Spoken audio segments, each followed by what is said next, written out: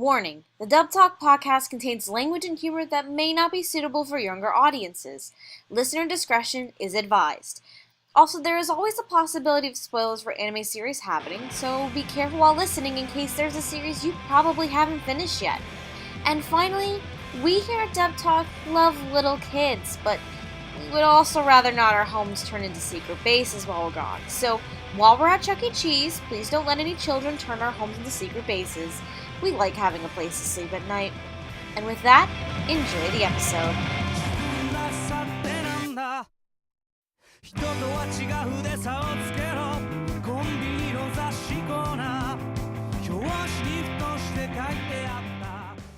Hello, one and all, and welcome to Dub Talk, the podcast where a group of anime artists get together and discuss their thoughts on a recent English dub announcement or review the dub of a series recently released on DVD and Blu-ray. I'm Stephanie, and I'm joined, as always, by Megan. Oh, I didn't think I was going first. Shit. Art. If you've seen the Iron Giant, art. There's two kinds of piles. Art, Junk. scrap. You gotta eat one of them. Eat the scrap. Oh, god damn it. Megan, Okay. what you currently have in your mouth is art. So Noah's here. Yeah, also joining us tonight, from First Frames, of course, we have Noah Clue.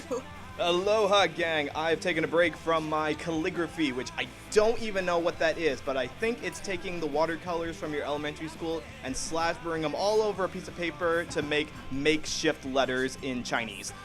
You And are nothing in the of value wrong is place. gained by Noah Clue showing up to this podcast If today. you don't know what calligraphy is, Noah, then why'd you watch the show? Because this is the closest we were going to get to an Usagi drop episode, so I jumped at the opportunity. Okay. Also, if he did and this, he doesn't have to suffer through another bad show. He's not yet. Anyway, and to round out our little group today is one of the members of Three Victims Will Watch. We have Andrew, aka Classy Spartan.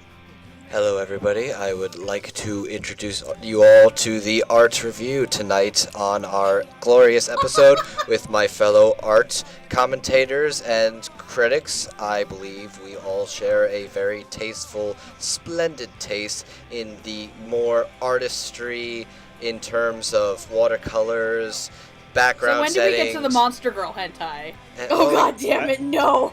Oh yes, I would like to say it is not art called teacher. Monster Girl Hentai, it is called classical Japanese ukiyo paintings, which may or may not involve tentacles and sailor wives.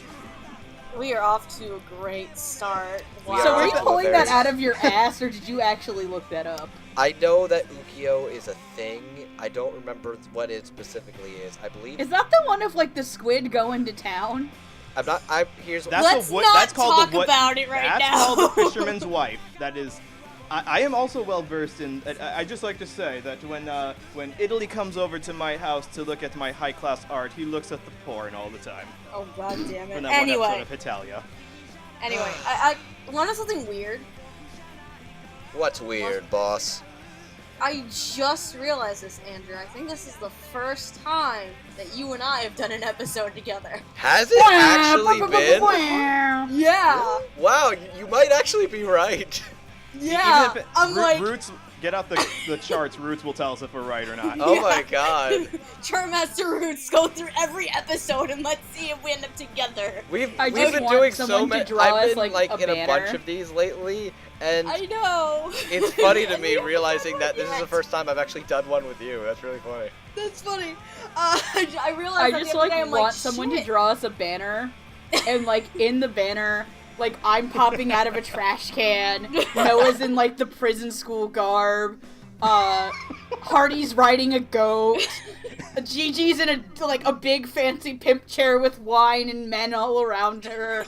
And Andrew, when Andrew's freaking out about he's like in the My Hero Academia gym suit. And then there's just Roots with, like, a chart screaming at it. Zenith is dressed as a magical girl. Yes. Jamal and Jet are having a waifu war. Lapis versus Jupiter as, like, little dolls fighting each other. Oh my And then God. there's just Steph in the middle with her laptop crying. You know, Because of all of the pain I have to go through with editing. Wait, what about Sneebs? We forgot about Sneebs. Oh, Sneebs is just in the background being, like, the Batman. Doing, like, the Batman cowl. you know, No, But he's got, like, a troll mask on. you know. Yeah, but I he's doing- believe he's I doing, like, know. I know what the perfect form of expression for that exact image would be for tonight. If you say calligraphy. calligraphy, I'm gonna punch you in the dick. Calligraphy. Segway! Master of Segways is here today. Today, the four of us are going to be covering the recent casting announcement for an anime that I have been waiting to be released for a long ass time. This is my It's decades. personal 75 Ava years. 3.33. It's like, today, I've been wanting to see this come out forever, and we finally So are. is this like the Half-Life 3 of anime? Today, we're going to be talking about Barakamon. What is it? It's 2014? Summer 2014. 2014. Yep. I remember. Yeah, it came out the same season as Terran Resonance, the first season of Tokyo Ghoul. I think this is also when Parasite started as well. No, Oh, no, Parasite Parasite was was fall. fall. Summer was a Kame got killed. That's what it was. Okay. Hey, 3 out of 3, 2 out of 3, 3 out of 4 ain't bad. Close. Alright, but if you're unfamiliar with Barakamon, here's a quick little summary, and because I'm a lazy human being, I kind of pulled this from Funimation's blog, so... Gasp! Funimation, Whoops. when you're too lazy to be lazy. Oh, that Funimation, could be a we're good burn out of always context. watching. Anyways, after an unfavorable critique drives uptight young calligrapher Honda past his breaking point, his parents decide to ship him off to Japan's Goto Islands to cool off. But instead of a peaceful paradise, Honda discovers a village filled with quirky characters with little regard for personal space. On top of that, Honda's temporary apartment has already been claimed as home base by the village elder's granddaughter Naru, who has a knack for getting into trouble. Will Honda be able to redeem his impulsive misdeed? Will he ever be able to write like the masters? Will the village kids ever learn to knock first? The answer is no. End of episode. Yeah, basically. As always, we're going to be covering the press release from Funimation, along with a couple little extra things here and there that we've learned. Along with talking about our personal predictions, as well as our opinions on the casting and impressions on the first 2 episodes of the English dub, because at the time of recording this episode, there's only 2 episodes available for streaming as of now. The home video release has not come out yet. Yes, we are not inadequate reviewers. We simply don't have a time machine yet. It's in the budget, Yet. Ah, we're working on it. Anyway, are we ready to get started? I guess. I'm Now, I ready guess as the- ever, boss. The big question, of course, is do you all have your pens, your ink, and that weird thing he ties over his head to keep the ink out of his hair? No. No, I'm in a pair of jeans and a Join the Nori and Army shirt. What else do you want? Let's see. There's a pen over by my amiibo collection, but it's too far Does that away count? to. Well, there's. I have a body If you're pillow. looking for ink, I have Squid Girl amiibos. So. Oh god damn it. Anyway, Actually, that's even better. anyway, ADR director, assistant ADR director, and script writer. Let's just go. I had no predictions for this one. I just wanted, and I quote, someone to not fuck it up. I had predictions for director and writer. I got As them did I. wrong. I got them wrong. I remember don't we know all had. how. I think I had a prediction for director, and then we had the kind of one running one from last year. But of course we're all fucking wrong. Hey, no, I got one of them right. Only by default. Yeah, by default.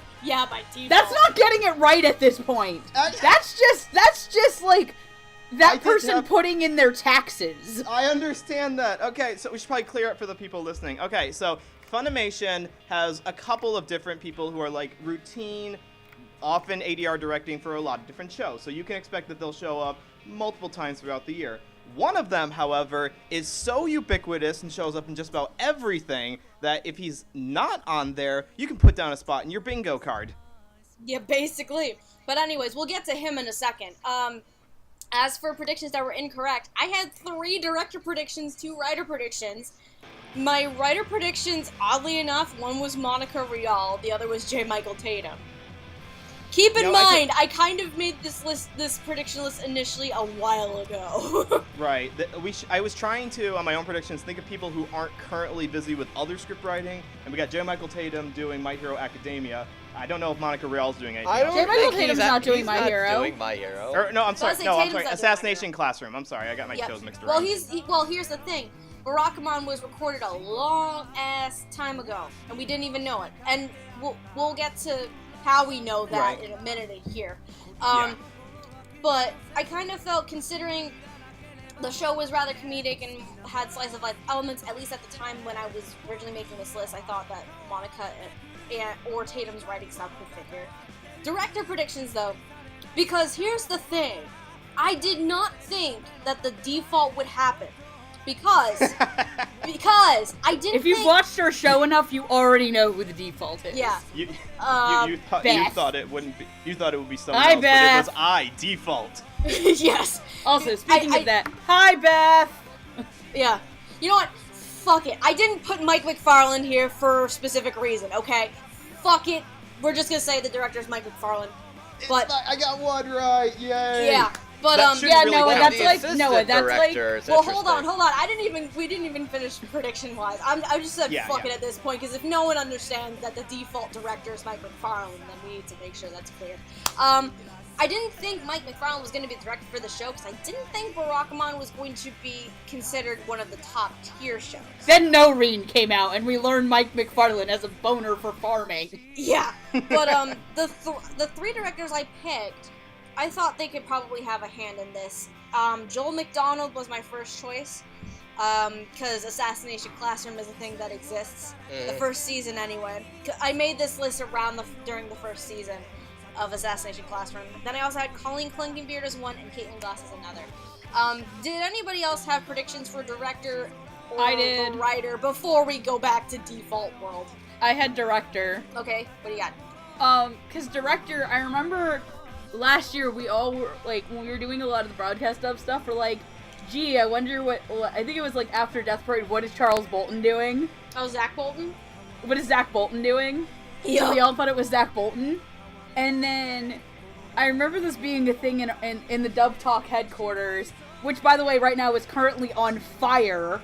Thanks, Funimation. Thanks, Funimation. Yeah, You should be watching my ass, you bastards. They're twirling a mustache up in their headquarters in Texas. Going, Justin Cook is twirling around, is like stroking his beard and twirling his ponytail. Ooh poo Our poo. general Ooh director. poo poo. Damn, That's you're about Justin despair, Cook. motherfucker. Anyway. That's Don't Greg curse Ayers, you, not Justin Cook. He was Leon Kuwata, who got balls to the face. And balls to his balls. Okay. Anyway. Wow. Your director So picks. the other thing was that, like, somebody had talked about, oh, I'm so happy we did this project in November and it's finally coming out soon. I was so proud to be a part of it. So we all thought Clifford We all thought it was Chapin Clifford, the actually, Barakamon writer. So we all assumed that it was Cliff. And Cliff's a good director, and he deserves to actually get to direct a good fucking anime. And not fucking Divine Gate. Divine Gate. Oh, god damn I'm calling it right now. I know that recording isn't going to see the light of day for months, but I swear to God, if Clifford gets put on Sir Vamp, I'm going to buy the man a beer. Because he deserves it. That man deserves so much better than what he gets. Oh my god. I still want to finish watching Diamond Dollar, though. Yeah. I still Penguin want to dicks. do that, because Diamond Yeah, Dollar's we just based on that first episode that Hardy showed us, like, New Year's Eve. That was a great glorious. way to kick off 2016. That was glorious. I need Penguin- to finish that. Oh, come on. That wasn't as We'll good as make that Dragon Dick? Another project. Okay. So Okay, Penguin and- Dick greater than Dragon Dick? Yes, God damn yes, it. yes. Anyway, there were no more predictions, correct? No, I had one for writer too, because Okay, what I do you didn't got? go for. I didn't go for any of the ones that Megan went for. I actually went with, and this is based on episode 2 of Barakamon, because throughout the show, you'd think with the tone and the art style, it's going to be like kind of a wholesome, return to the countryside kind of after-school special kind of show. And then you get to episode 2, and you find out that Naru, the little girl on the poster, has a bit of a filthy mouth that she's been learning from the other girls in the town. So I thought, Did you put Jamie? No, I put better than that. I put Jade Saxton. As a... Let's jerk off into a bottle of formaldehyde and call it our firstborn. Exactly. Yes. So my predictions were Default and Jade Saxton to do this one. So back to the land of Default, known as Mike McFarland. Yeah. Okay, Mike McFarland is a director of anime dubs. Okay. He has directed such great works. Hold on. Pause for like a second. Because we need to bring in the assistant, the scriptwriter here. This too. is Hold important. Okay. So yeah, the Land of Default happened. Mike McFarland is the ADR director for Barakamon. The assistant ADR director, lo and behold, is Felicia Angel, which water is wet, the sky is blue. Yep, and then the scriptwriter for the show. I'm a little surprised by this, but all things considered, it makes a lot of sense. We have Clint Bickham coming in as the scriptwriter for Barakamon. Woo! So, that's quite a bit. Yeah. So, directing-wise, for Mike McFarland, if you have never seen a show that Mike McFarland has directed, you have a problem. We need to record, we just need to have, you listing off everything he's directed, clip that, we need and to have an insert that entire into every episode single just called episode. the Mike McFarland episode. Yeah, I know, right? And just point people to that. But you may have seen shows that he's directed, such as Attack on Titan and Attack on Titan Junior High, Blood Blockade Battlefront, Case Closed. Let's see, a good amount of some Dragon Ball Z, the Evangelion films, Fullmetal Alchemist and Fullmetal Alchemist Brotherhood, Grimgar, A Fantasy, and Ash. The film Howl, Hyperdimension Tunia, Move Shishi, that's an odd one that probably no one expected. Noreen, as was brought up before, the first season of Noragami. He's the initial director for the Funimation dub of One Piece, of course, as well as some of the films. And he has a variety of other directing things. What's another He directed another movie, but I think we're not saying it because we might be doing an episode on it. Okay. He directed Summer Wars, Wolf Children, Tokyo Ghoul, yada yada yada. Felicia Angel. Can I? She has been the assistant ADR director for Attack on Titan Junior High, for Blood Blockade Battlefront. She was an ADR director, that's what is listed here anyway, for Grimgar, A Fantasy, and Ash. She's an assistant ADR director for One Piece. She's also the ADR director for Skyward Academy, and it was actually recently announced that she's going to be the ADR director for an upcoming broadcast dub, which I believe is actually going to be covered at some point in time. Can I say something briefly? Yes. So, interesting thing to mention is that you mentioned several shows where both of those two were directing them together side by side as I know director where this is and going, assistant directed. I know where this is going because I was just find about to it bring interesting because this fact that you mentioned that they worked on Attack on Titan Junior High, Blood Blockade Battlefront, and Grimgar, Fantasy, and Ash, just to name a few. And guess which one they did together first. this was the first time that these two actually worked together. Yep. And it's honestly a pretty solid duo in general because they've done some legitimately really good directing stuff together, and some of the stuff that they've directed together is pretty high quality. I may not always love it like Attack on Titan Junior High, but stuff like Blood Blockade and Grimgar. Well, Attack on Titan Junior High is a weird thing anyway, so it doesn't matter. That's yeah. Grimgar, I think Fantasy, and that Ash. they're a very good combination. You all speak about how we like Felicia Angel and Mike McFarland's the default guy, but he's default because he's really good at what he does. Yep. And I would like to coin a thing that our good friend Hardy has called the team up of Mike McFarland and Felicia Angel as a director, ADR director combination. And that is Team MFer. Really? Mike, Really? Felicia, Team MFer. really hardy. I thought you were gonna imply that Felicia and Mike were married to each other, but What? Felicia's No. husband's like super tall. Oh, okay, cool. No, but yeah. So it's safe to say that they probably worked on Barakamon either before or around the same time as Blood Blockade Battlefront. They're called Because Okay. that was originally the first time we saw those two working together, but in actuality, Barakamon was the first show that they worked on together. Basically, they're called Team Effort because as soon as you hear how good this shit sounds, you're like, motherfucker. That's actually fair. But anyway, Clint Bickham as the scriptwriter. He's actually done a lot of script work. He's done a lot of love script work. Clint Bickham. I fucking love Clint Bickham. He's done the scripts for Air Gear, C, Control the Money and Soul Possibility, Clanad, Yeah. Clanad After Story, some scripts Better for part of it. Fairy Tale. He did the script for From the New World. He did the scripts for Ghost in the Shell Arise, at least the first episodes 1 and then 3 and 4, as well as the script for the new movie. He did the script for Hyperdimension Neptunia as well, so there's a possibility that Neptunia and Barakamon were being recorded at the same time. Let's see. He also did scripts for Level E, Leviathan the Last Defense, Maria Holic, No Game, No Life, Nobunaga the Fool. He did 44 episodes for One Piece, script-wise. He also did the script for Selector Infected and Selector Spread, Wixis. He also did the script for Suritama, infamously the script alongside with Clifford Chapin for Ultimate Otaku Teacher. He also did the script for Wanna Be the Strongest in the World, and then probably my favorite script that he's done so far, Welcome to the NHK. I will say this though. Yeah. It was about Clint Bickham. One, I'm surprised you mentioned Ultimate Otaku Teacher and Noah didn't have an aneurysm. I'm holding in. I really am holding in here. I was just like, okay, no one likes that show except the people in this chat. I'm gonna let them have their fun. Then I'll tear it apart. Which show? Then I'll have an aneurysm. I was gonna say, true. you're bringing up Clint Bickham, and I was like, man, I really hope he wrote Beyond the Boundary, and then I realized he didn't write Beyond the Boundary.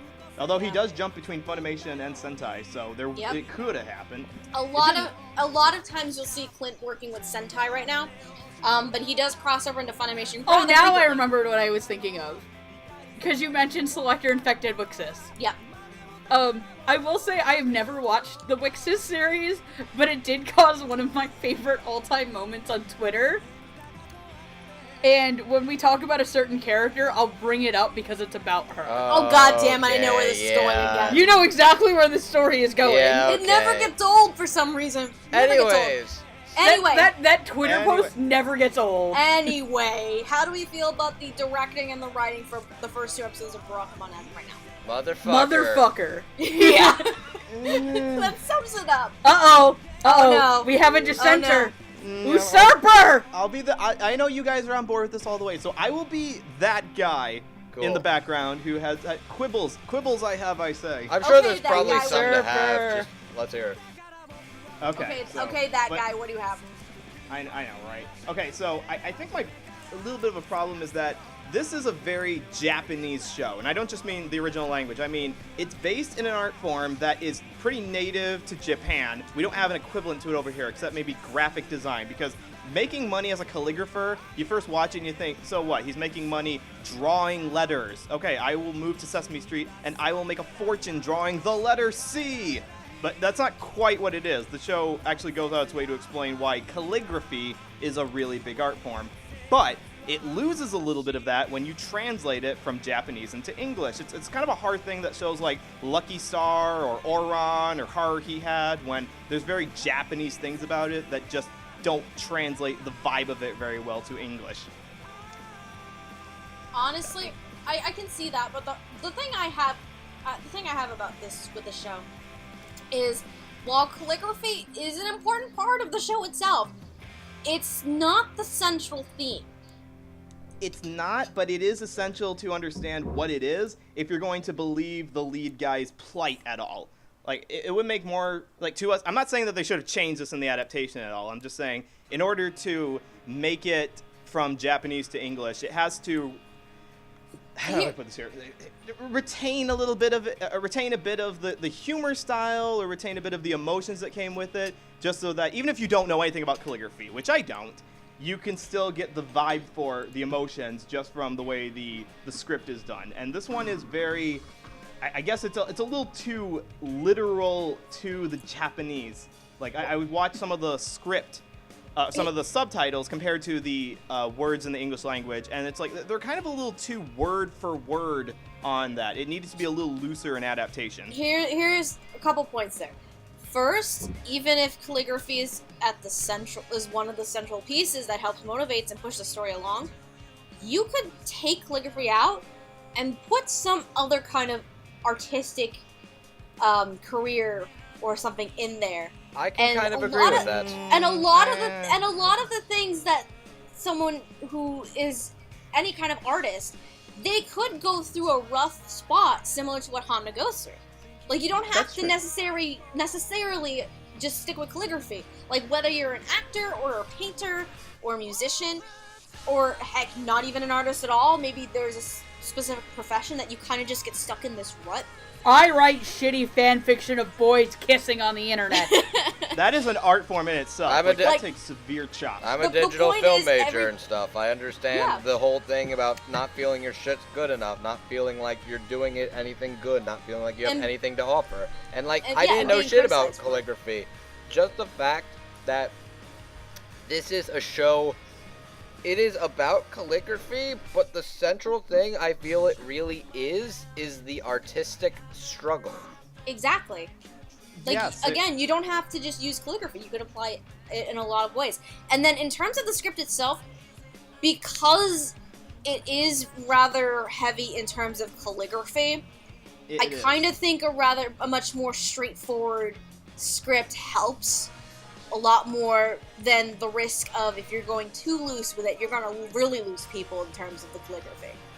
Mm-hmm. Well, there are some things that they do adapt to it that are good. Like in episode 2, I don't remember what the exact word is, but they use a term to describe Honda, and there's no equivalent to it really in America or in English. So they change it to boy band. It sounds like a boy band member. Or something. Boy band boy. Naru calls, it's in the first episode, Naru calls Honda a boy band boy. Because of how he's dressed. I think they called him like a Jugan boy or something. Right, I knew it started with a J. I couldn't remember what the word was, but yeah, so stuff like that needs to be changed, obviously. Yeah.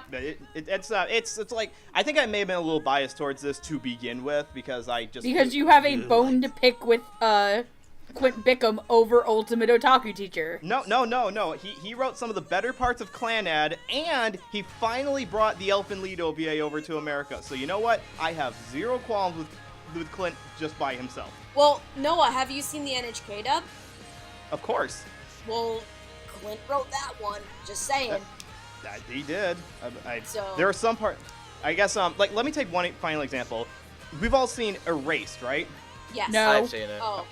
Okay, so Megan most of you guys not. have seen Erased. And I assume everyone listening has seen Erased. You've seen it, and you. Yes, you there with the headphones. You have seen Erased. Let's not spoil Erased and cause an uprising on the internet where someone wants to put your head on a pike and a stick up your ass. There is this thing called a disclaimer that goes at the beginning of each episode, but if Megan doesn't want to be spoiled for Erased... I don't fucking plan on watching Erased. Not gonna spoil. Okay, the point is that the main character, and this is in episode 1, he's going through a bit of a rough patch too, and he wants to be a manga artist. That's fine. The thing is that that's a very common problem in a lot of different shows. Like, you can find maybe 1 in every 5 shows has like a character who's struggling as a manga artist.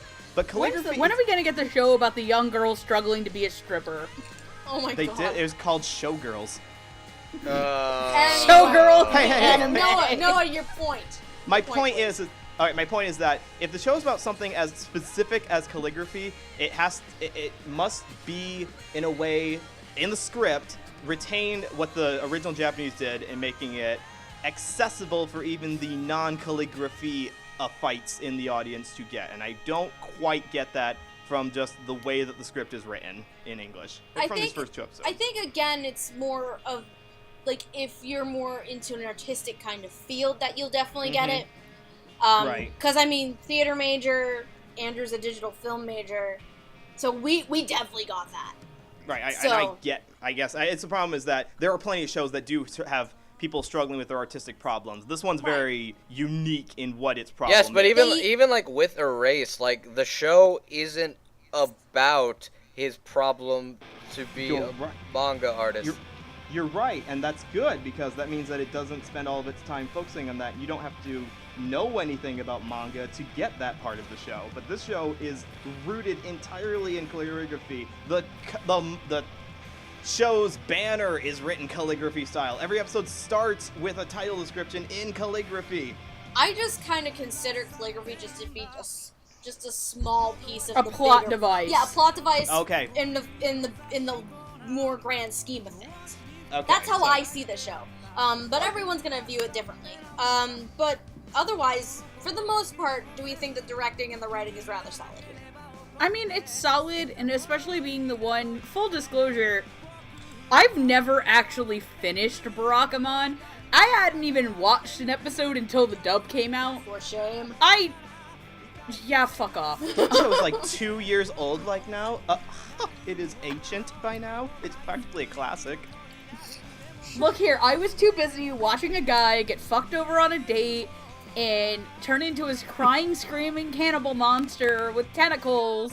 Again, So- this came out the same season as the first season of Tokyo Ghoul. Boy, I thought you were I'm talking just about some. saying. I thought you were talking about some like Fujo hentai shit right there. Oh god damn it! I thought you were talking about Assassination Classroom first, and I was like, wait. wait, what? Assassination Classroom was afterwards. Anyway. I know. That's what I was First of like. all, one, if I was talking about some Fujo shit, Andrew, there would be no tentacles. It would be dick on dick. Oh. Anyway. So, Think of the children. didn't we have characters in this show? Oh, No, yeah. I'm not done with my point yet, you ass. Okay, all right. Let Megan finish her point. Let me have my moment, woman. Okay. And I mean, man. All right. Fuck. I'm There's confused. lemonade in my nose now. Ow. All right. Megan has heard herself in confusion. Also, I caught a Goldine while you guys were having a moment before. Oh god damn it. Anyway, I had never seen Barakamon, so I honestly, and the one reason I kind of did was I meant to catch up on it, and then one of my friends was like, well, if you've seen the movie Doc Holliday, you've seen this. Spoiler alert, I've never seen Doc Holliday. I've seen Cars, which has Paul Newman in it, which might as well be Doc Holliday. Except not nearly as good. Not nearly as good, and for some reason there's sentient cars, and there's probably porn of it. God. Anyway, back to my point. So I enjoyed it. I thought that the kids were funny, and I thought everything was kind of, like, really well, and the acting was really good. So I love really it. can't complain there. I don't know if I see the struggle yet about the artist, because I'm not done with the show. So eventually when it comes out on DVD and I'm buying it because the dub was good enough to buy, I'll learn. But honestly, I think the directing and writing is good if you're somebody who just traipses across it and you like dubs. Okay. That's a good point to make. If you traipse across it, you can just kind of accept every artist goes through a rut like this, then you will probably get just enough out of it. Right. Okay. Okay, you're right. It is kind of like Doc Holliday now that I think about it. That is like, Even okay, the going to the boonies part of it. okay, fun fact. So this, I think, 1 Week Friends came out the same year as this show. I think it did, yeah. I think around the spring, I had though. So blocked us that and out of Anime my America brain, had so- this huge debate that I thought Barakamon was a good show without watching it because everybody else I knew liked it. And my boss was like, no, it's just Doc Holliday. I can't give it an award if it's just a rehash of Doc Holliday. But she really liked 1 Week Friends. So she messaged me about a week later and goes, I just realized I can't give 1 Week Friends an award if I'm not giving Barakamon an award because 1 Week Friends is 50 First Dates. Yeah, it kind of is. Have we established that originality is dead? Then what do you call Blood Blockade Battlefront? That was original. That was Trigun mixed with Spider-Man. Spider-Man? No. It takes place in Trigun? New York. It's got superheroes. It's got- Anyway.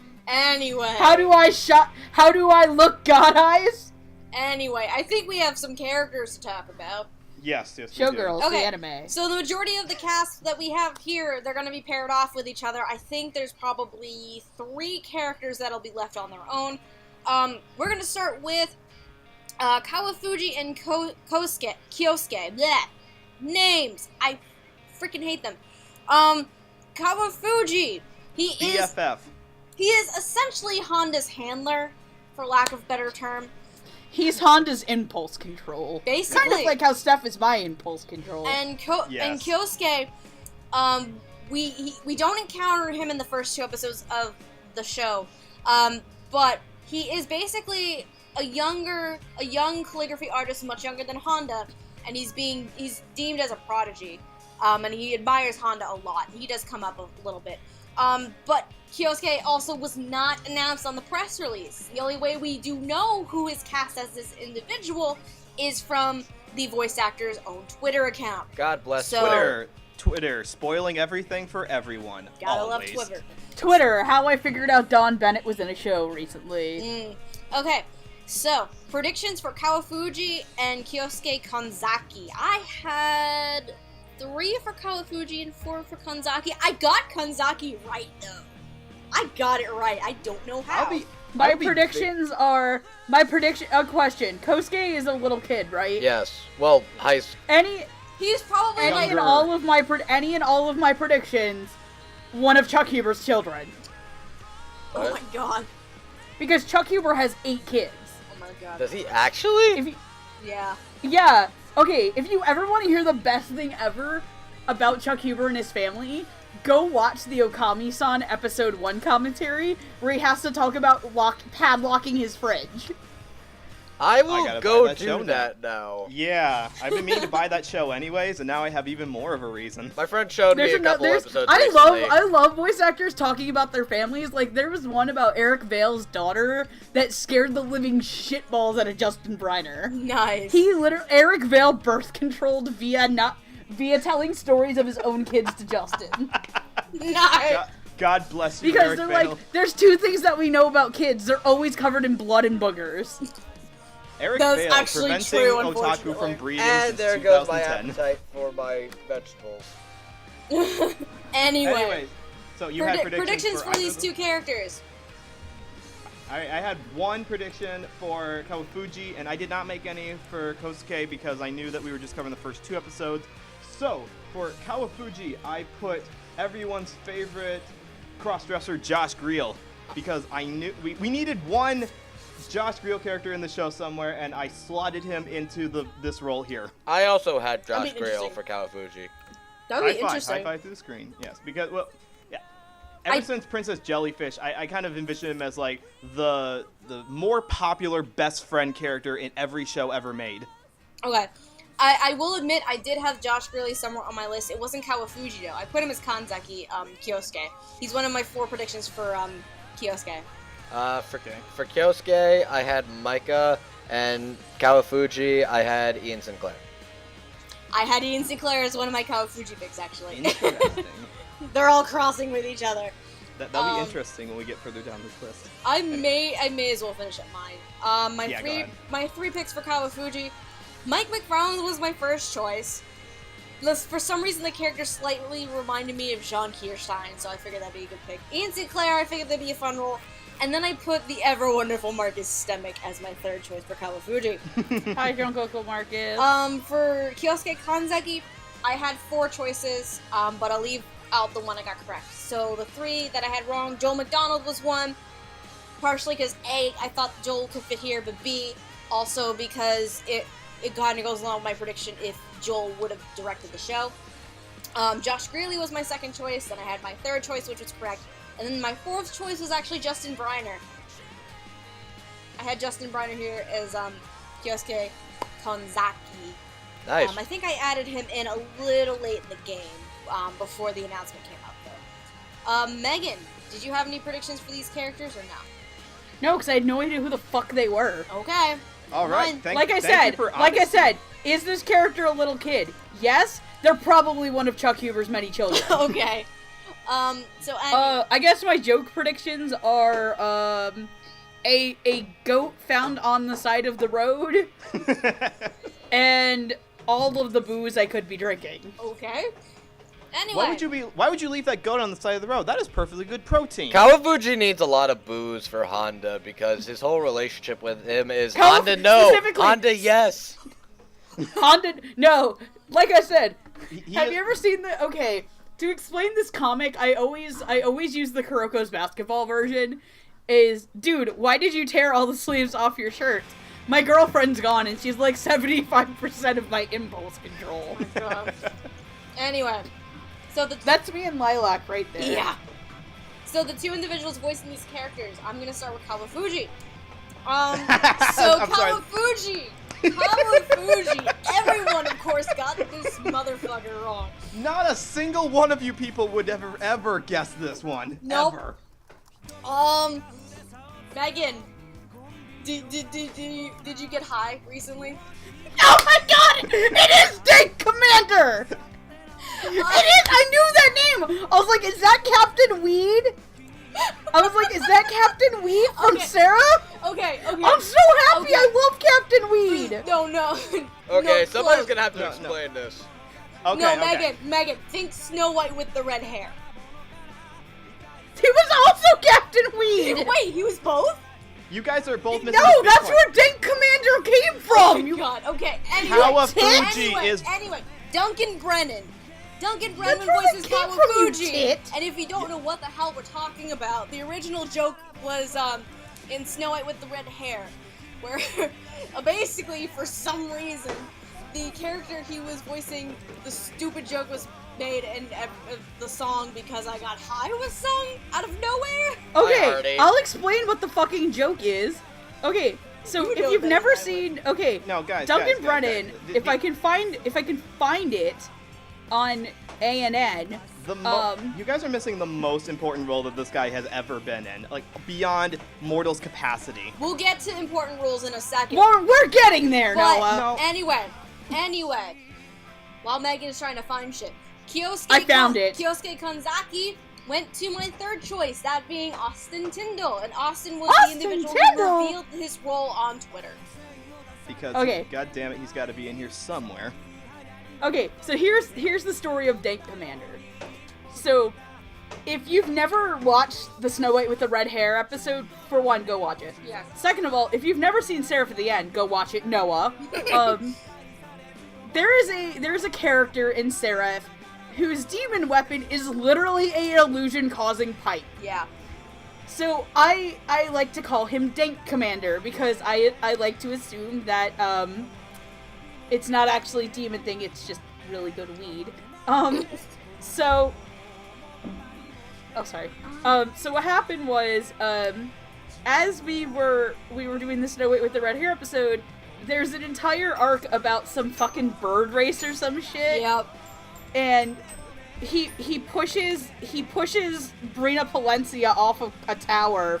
So me and Hardy were like singing, I was gonna win the race until I got high. Oh, that's where And that was? That's where it came from. like something like that. Like, I was So waiting that's for where you. Date Commander came from. But that is not Duncan Date Commander Brennan's greatest role to society. Okay. Fine. Okay. So what is his greatest role to society?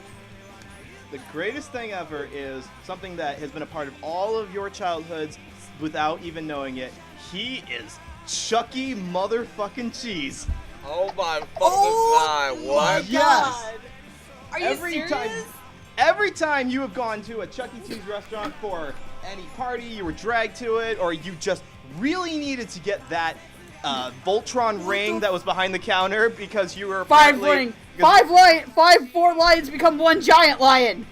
Because apparently you are Deadpool, you have heard this man before. That's terrifying. Anyway. That's amazing. Some other roles that you might have heard Duncan Brennan in. He is Thomas Wagner from Attack on Titan.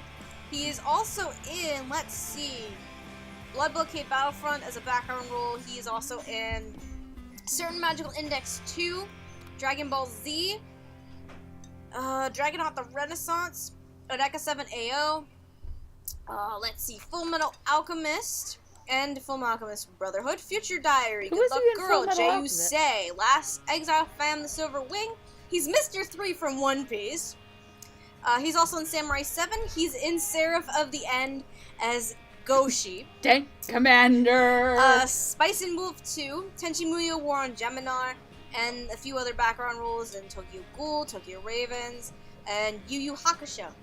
Austin Tyndall. If you do not know who Austin Tyndall is at this point, what is wrong with you? Have you seriously never watched an episode of our show? It is very possible that they might not know. So please explain to all these viewers about your favorite karma.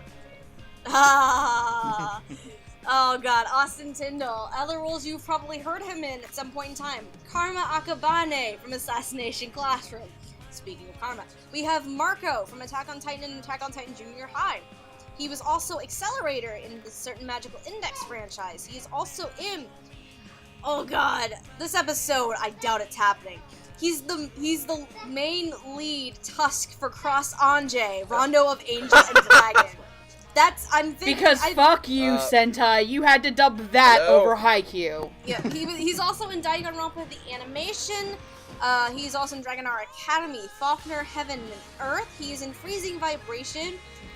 I'm staring at First Love Monster, but I'm not gonna say a damn thing. That's one of the ones I got right. He's in Guilty Crown. He is also in High School DxD. He's in Is This a Zombie? He is... Okay, I have to say something Witch. about that. Hold on, Maria the Virgin Witch. He is in Prison School, Princess Stride Alternative. Seraph of the End as Vampire Karma, aka Crowley. Mr. Crowley. He is in Snow White with the Red Hair as well. As Ninja Karma. Ninja Karma. He's also Ken Kaneki from Tokyo Ghoul. Sadness Karma. Yeah. And or Coffee Karma. Other roles. Okay. Such as... What was he in Yona of the Dawn? He was not in Yona of the Dawn. Yeah, he is. Don't you mean Yona of the Dead? Yes. Shut up. Okay, it's a background role, but yeah. So the important thing to do is that we must crown our new karma of the night. Oh, yes. Art Karma. Calligraphy Karma, is that his name now? Art Karma or Calligraphy Karma? I think Art Karma sounds better to me. Yeah. I will say this, though. Prodigy Karma? Well, that's an oxymoron. It's actually really funny that we compare everything to Karma, because apparently he's like, I don't understand why everyone picks Karma, but not the guy from, Is This a Zombie? I actually like it's like people just... character. He's like, I don't know why everybody's Karma to me. And I'm just like, I think just because a lot of people just really fucking like Karma. And if you've seen if you've seen the last episode of the Assassination Classroom anime, holy shit did somebody end up in the deep end of the gene pool. Don't spoil it for us. They haven't dubbed that episode yet. No, they finished dubbing it. It's just not released yet. Anyway. By the time this video is out, it'll be out. But yeah, by the time this probably goes up, it will be. You know what I mean. Anyway, so, of course, we haven't heard Austin Tyndall yet as Kyosuke Kanzaki. But we have heard Duncan Brennan as Kawafuji. So how do we feel about Kawafuji? He's fine. He's nice. Okay. Yeah, he's a nice voice. It's not too unique or anything. It's just nice. Which is what the character needs. No, Noah. What you mean to say is it's not too cheesy. I will reach to the screen and I will strangle you by your scarf and I will hang you like you're like a puppet, or I will dance on your bones like your goddamn Bojangles! Jesus oh god damn it. But yes, he is very... I'm gonna swing from the chandelier. Oh god damn it. Nope. Anyways, point is, he's a good friend, but not quite good at holding him back from punching an old man in the face. Yeah. Which, to be fair, I don't think Armstrong himself could have held Honda back from hitting Probably that guy not. in the face. Maybe not even All Might. Maybe not even All Might. Oh god, the fact that you mentioned Armstrong makes that funny. No, I mean, guys, have you ever seen that picture on Twitter when you say, good might instead of good night, and it's just a picture All Might, of All yeah. Might? Yeah. That's literally what I think of when I go to bed and Andrew texts me. Like, he's like messaging me about something. Good might! God damn it. Right. Anyway, I'm kind of glad that we're seeing a lot more of Duncan Brennan, because it kind of gets us a bit more familiar with him. Mm-hmm. He's the guy. You know, as if you weren't familiar with him traumatizing you throughout your childhood. I've never been as to a Chuck E. giant Cheese before. robotic mouse. I will say I've never been to a Chuck E. Cheese before. Oh, we're gonna fucking fix that. we will take you to the God nearest damn Chuck E. it. Cheese when we get to Detroit, and you will suffer through. You know what I'm doing right now? What? Googling the nearest Chuck E. Cheese to Yomicon. Oh my god. So, keep Anyway. keep going. That We'll will be figure it out. Brennan's the been scariest around. part of that Halloween. Anyway. Brennan's been around for a while. It's good to see him getting more named roles. Yeah, absolutely. Five Nights at Chucky. That's not even his scariest role. His scariest role is Barney. Wait, what? Yes! He had us for a couple years. He was Barney the dinosaur. Duncan Brennan, what the hell have you been doing with your life, sir? Barney the Alright, Dankosaur? alright. Broken you. I think it's time we move on. I think Yes. we've all had enough of Five Nights at Dunkin's, okay? I hate you so much, Andrew. Love you too. Thank you, that was awesome. Anyway, let's move on to two of the village kids. We have God Hina fucking and damn it. Kenta. Hina and Kenta. The best way to describe them, because these two kids, they're about Naru's age, and Naru is basically the lead female role of the show. Really the best way to describe them is by their personalities. So Kenta, he's basically the mischievous rascal, who in the first episode decides to go all Kakashi from Naruto and go poke Honda in the butt. I swear, he's a miniature version with slightly less hair of Naruto. Yep. As for Hina, Hina is Naru's close lady friend, of course. But her trait essentially is that she cries a lot. So there's gonna be a lot of crying involved for this person. How far is Yes. Who had predictions for these two characters? I actually got Hina right, actually. No way. Ha! You guys are gonna laugh really hard when I tell you something. What? Should we You say... might need to bring your visa to Youmacon. Why? Oh, the Chuck E. Because Cheese there's in a Chuck Canada. E. Cheese 24 minutes away and it's in Canada. Okay. I don't have a passport, damn it. Guess what you need to get? I'm not getting a passport just to go to Chuck E. Cheese. Yes, you are, bitch. We're taking you to Chuck E. Cheese. Anyway, I think predictions the for Canadian these. government... We'll talk about this later. Predictions for Hina and Kenta. So I'm... I guess... Again, one of Chuck Huber's many my children. Well, okay. Are any of those children under the age of 13? I think. Okay, so that segues into what I'd like to mention. So, interesting thing about Danganronpa... Oh my god, I said Danganronpa. Fuck. Alright. I see we have despair on the Fuck mind. off. Okay, no. Barakamon, about the original Japanese dub of Barakamon, is that they actually, interestingly enough, did not use the typical method of just hiring a seiyuu to play a young child. They actually used little went kids. the extra mile to get young children. And yes. I thought Which that like. was really interesting, and honestly, the ones that they used were really, really good. Like, actually pretty interesting to hear, and like, when you have a comedy, having children do comedic timing is hard. So, for 3 of these characters, I put down random Texan child actor for these 2 characters. I want you to put that down on the episode. Random Texan child actor.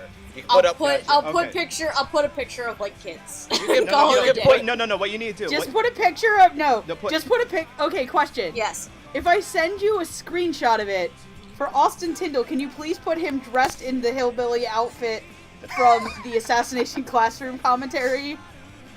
If you send it to me, I may consider it. Okay. Please. Okay, so you didn't have any named I characters. didn't have for this, any you name just- predictions because it was one of those. I feel like it would have been a hard thing to do, but I would have been very impressed if somebody actually went the extra mile, even if it didn't turn out to sound good.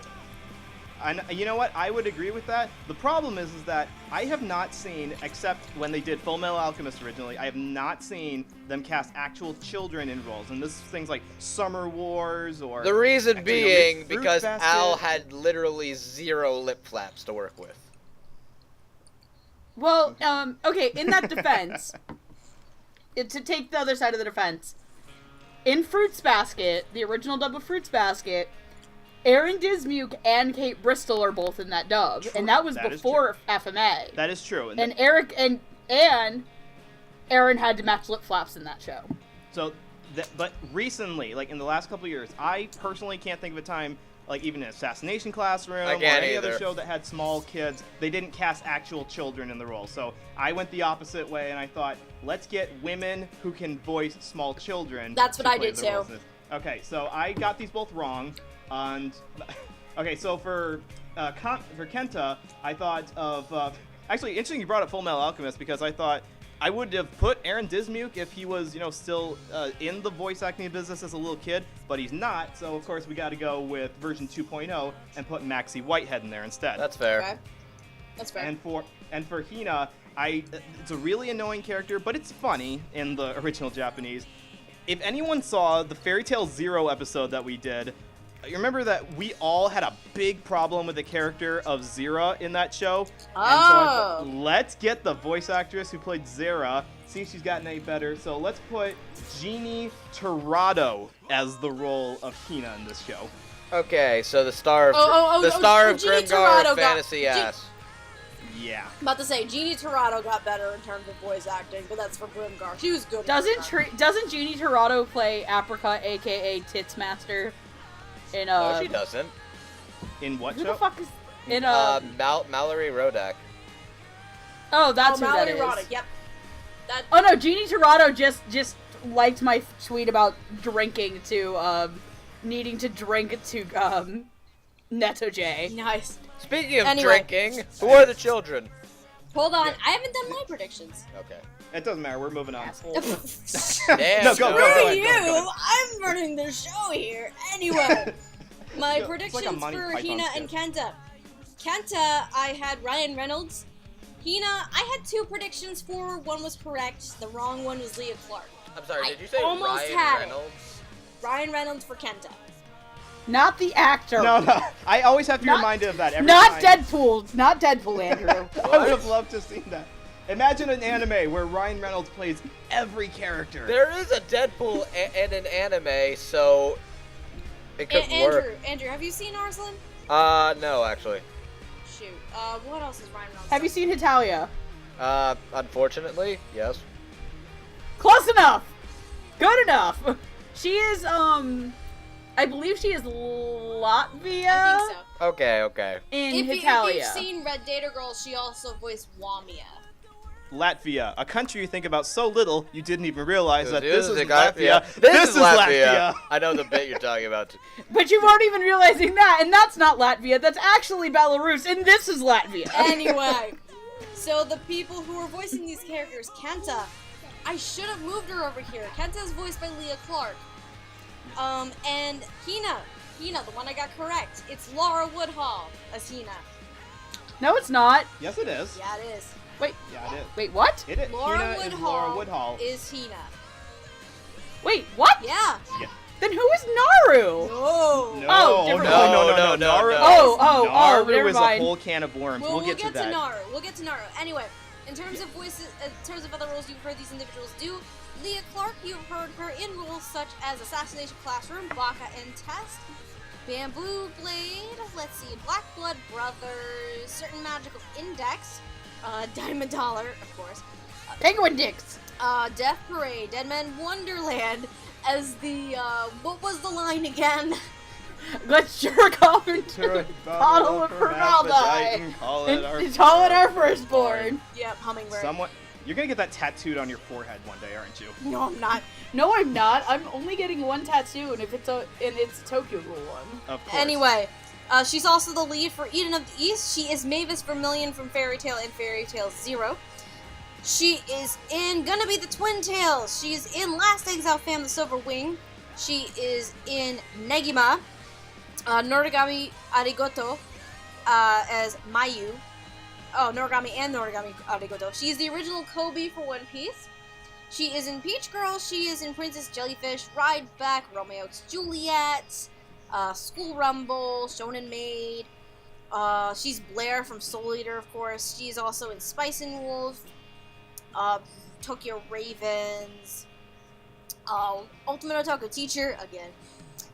She's also in Holic as well. And as for Laura Woodhull, you would have probably heard her in roles in Absolute Duo, in Cat Planet Cuties, Certain Magical Index, in Divine Gate, and Dragonar Academy. Somebody had to do those pieces of shit. Yeah.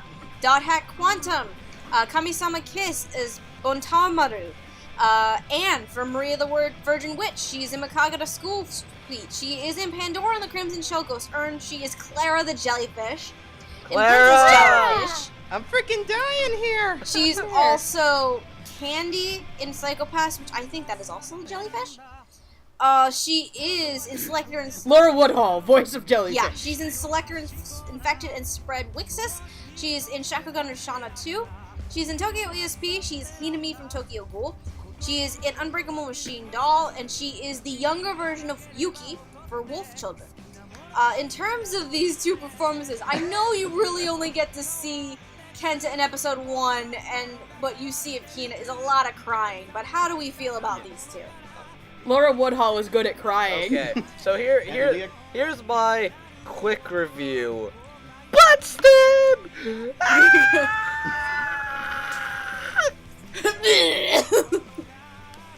They're good. Yeah. They're good, I guess. Like I said, I would have appreciated if they went the full mile and I didn't recognize their actors, but I understand the choice that they made, and they're good choices. Yeah, they are. And if you can have, especially with Leah, playing a male role and not really give in to the fact that you're actually a woman pretending to be a man, then that's a good point. You did good. You did good, Leah. Yeah. There's not a whole lot to go off of, because Kenta really only appears in one scene in the first 2 episodes, and Hina, again, just cries a lot in what we see of her. They'll have a bit more roles in later episodes. So if they stay at this level, it's good archetypal little kid acting. They are good. The Smalls. They are good little monsters. They are good They are Smalls. good Smalls. Yeah. Though for some reason, Biggie Smalls? Kenta reminds me of what my niece Cora is going to grow up into. Oh no. Your niece is named What, Cora? Because my Your niece niece is Cora. named Cora? My niece. Yes. My niece is named Cora. Megan's Shit. sister is the coolest mom ever. That child is gonna grow up with like the sickest abs. My niece is basically like they picked the best name for her ever because she really is a fucking hurricane. Yeah. Yes, Megan, for the record, Okay, for the you don't record, understand. Megan's mom Okay. is the second greatest parent ever, second only to Robin Williams, who actually named his daughter Zelda. Zelda, That is true, yes. yeah. Okay, here's the She thing. was Here's also something in that Legend happened of at my Korra. house Yep. as Earth Hitler. Hitler, yeah. As Rock Hitler. But here's a fun story about my niece. Oh, When my nieces were over about a couple weeks ago, because my sister was down with her boyfriend and we went to Disney and shit, my door was slightly cracked. And my, a couple of my figurines are on my lower shelf because I'm still trying to organize everything the right way. My niece somehow got a hold of my Makoto and Haru figurines. Okay. And almost ate them. Okay. She's 2. I didn't think she was that thirsty. Oh my god. Andrew, she's 2 years old, you sack of shit! Oh my Moving god. on! Moving on. We're gonna talk about Hiroshi. Hiroshi is another village kid. He's a high schooler. Kind of a bit of a slacker. He's pretty. Now, to be fair, he's not a slacker. He's just average. He's just Okay, yeah, average. 50%. The world gives him like so much shit for being mediocre and stuff, but he doesn't have the heart to really give it his all. Yeah. That's, really I what mean, it comes down to. we've all got, like, this is something I can get behind. A guy with no talent, no drive, and is just barely getting by. Yeah. So, Anyway. who's going to play this slacker? I got this one right, actually. I got this one right too. I had I 3 hate predictions, but I did get this one right on the first one too. Aw. So Noah, who do you think Hiroshi would be? Okay, it was probably because I was already thinking that Aaron Dismuke can't be a little kid anymore, so I had him in my brain already as an actor. And since I finished the dub for Blood Blockade Battlefront recently, I decided that he could probably be a pretty good, not really slacking, but just a meh lead character, or not lead character, like that one guy. We have those in all these shows, right? That one guy who's just there to fill the male quota for the cast. The Noah Clue of the show. So yes, Aaron Dismuke for this guy, for Okay, that I one can kind guy. of see that. I can kind of see that. Yeah.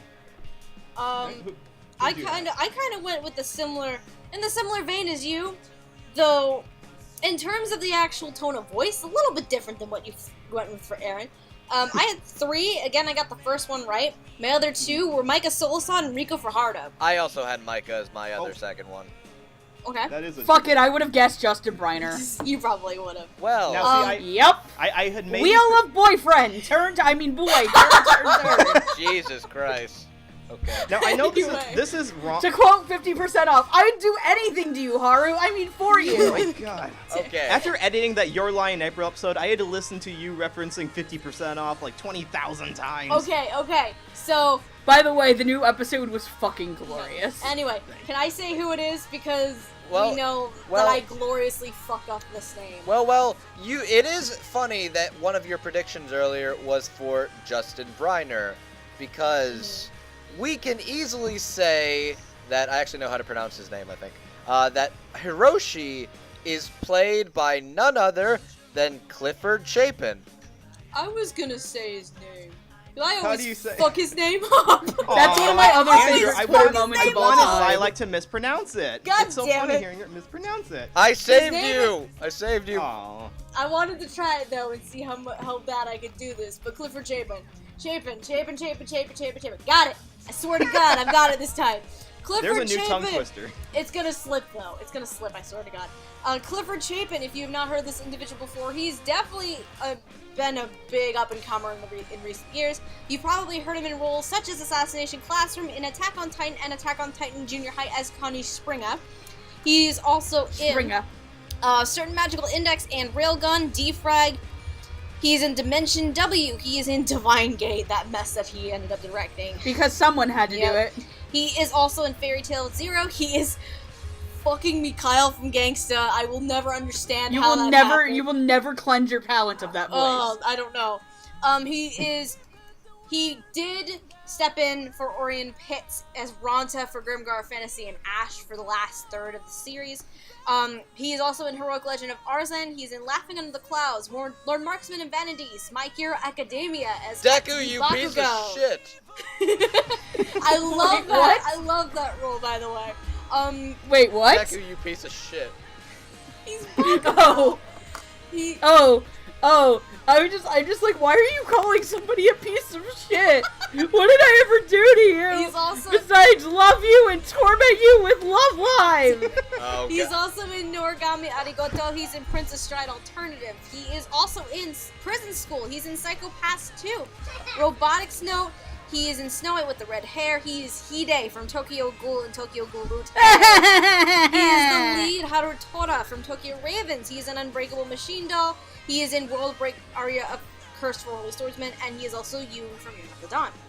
So, how do we feel about I was about to say Kawafuji, that's not his name, Hiroshi. I'm How gonna do we hear feel about Bakugo in Clifford being everything Clifford? now. I liked him Yeah, here. I loved him here. I really did. I honestly think he may be the funniest part of the show, honestly. And he's not even technically supposed to be a comedic actor, but he goes over the top. He's supposed to be the straight man. He's Yeah. supposed to be, I- but because he's so over the top in his mother, why are you making noodles for this stranger, this random guy on the island? And of course, I can't do Clifford's timing justice here, but he pours a lot of comedy into He's that got role some and really makes good it way comedic better. timing, and like He really does. He's got energy, is what he's he got. sounds like It's like- Bakugo, and it's like great. Yeah, it sounds Yeah. a lot like Bakugo, but obviously this was before he recorded Bakugo. But it's a mix of, like, obviously a much more deep and mature sounding Clifford, because obviously this character is a high schooler, but he's also similar to characters like, probably similar to Sugino to a point from Assassination Classroom. This is Because there are some angst-level of those Clifford. inflections in there that you can kind of get a hint of This his is voice, like, kind of going up there. On this is the occasion. kid that's dyed his hair and is kind of like going through a crisis Yeah. of what exactly he wants to do with himself. Yeah. Yeah, if this was being recorded 10 years ago and it was in ADV, it would have gone to Greg Ayers. I was gonna. Maybe I would actually say Chris Patton, but Oh, actually, no, Chris Patton would have gotten the lead. true. I will say this though. I think so far out of any moment in the dub, Clifford has my favorite line. Which one? I think I know which one. Grab the noodles, you gremlin! Yes. Yes. That was Grab the great. noodles, you gremlin! That was my favorite line. Just because that's something I would say, and I'm like, I'm not a teenager, but that's something I probably would have yelled as a teenager. Which makes me think that Terry Doty helped wrote this. Cool.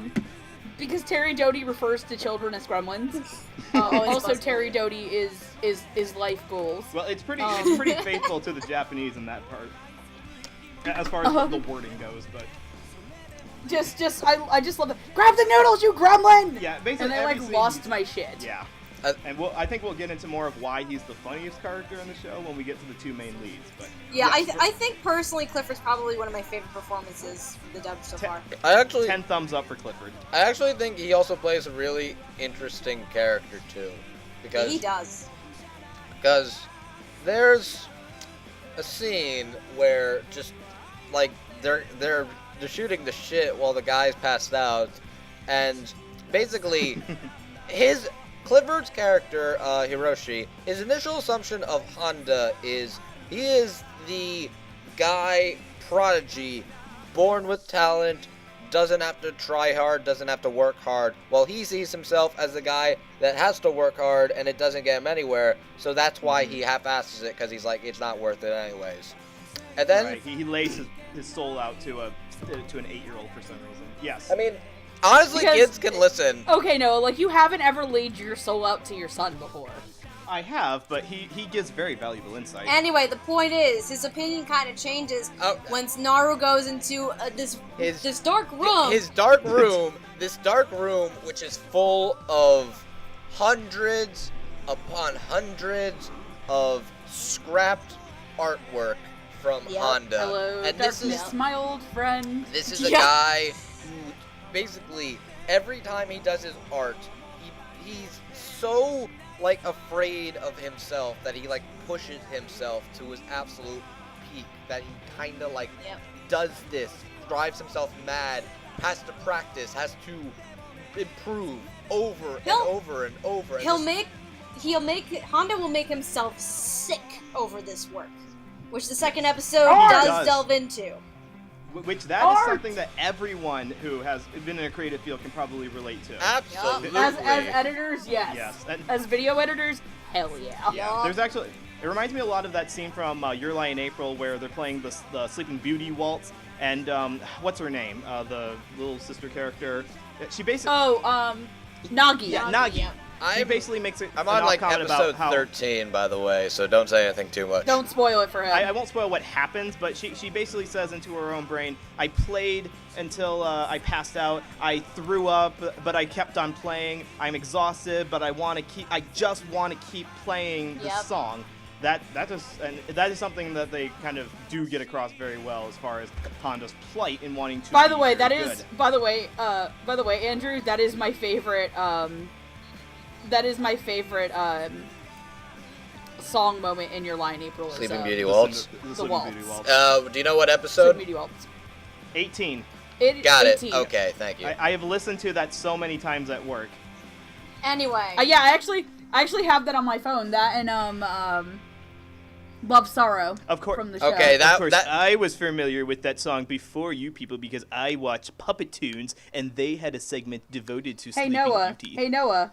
Yes. I tell you to go fuck yourself, but your head's so far up your ass. There's Noah, no quit room. being an art snob. Now let's judge these voice actors to see if they're good or not. Yeah, Shut up, you Muppet wearing fuck Yeah, trumpet. That So is back all to for Clifford disaster Chapin. piece So back to beauty. Clifford Chapin. I think we're kind of in agreement that we love this one.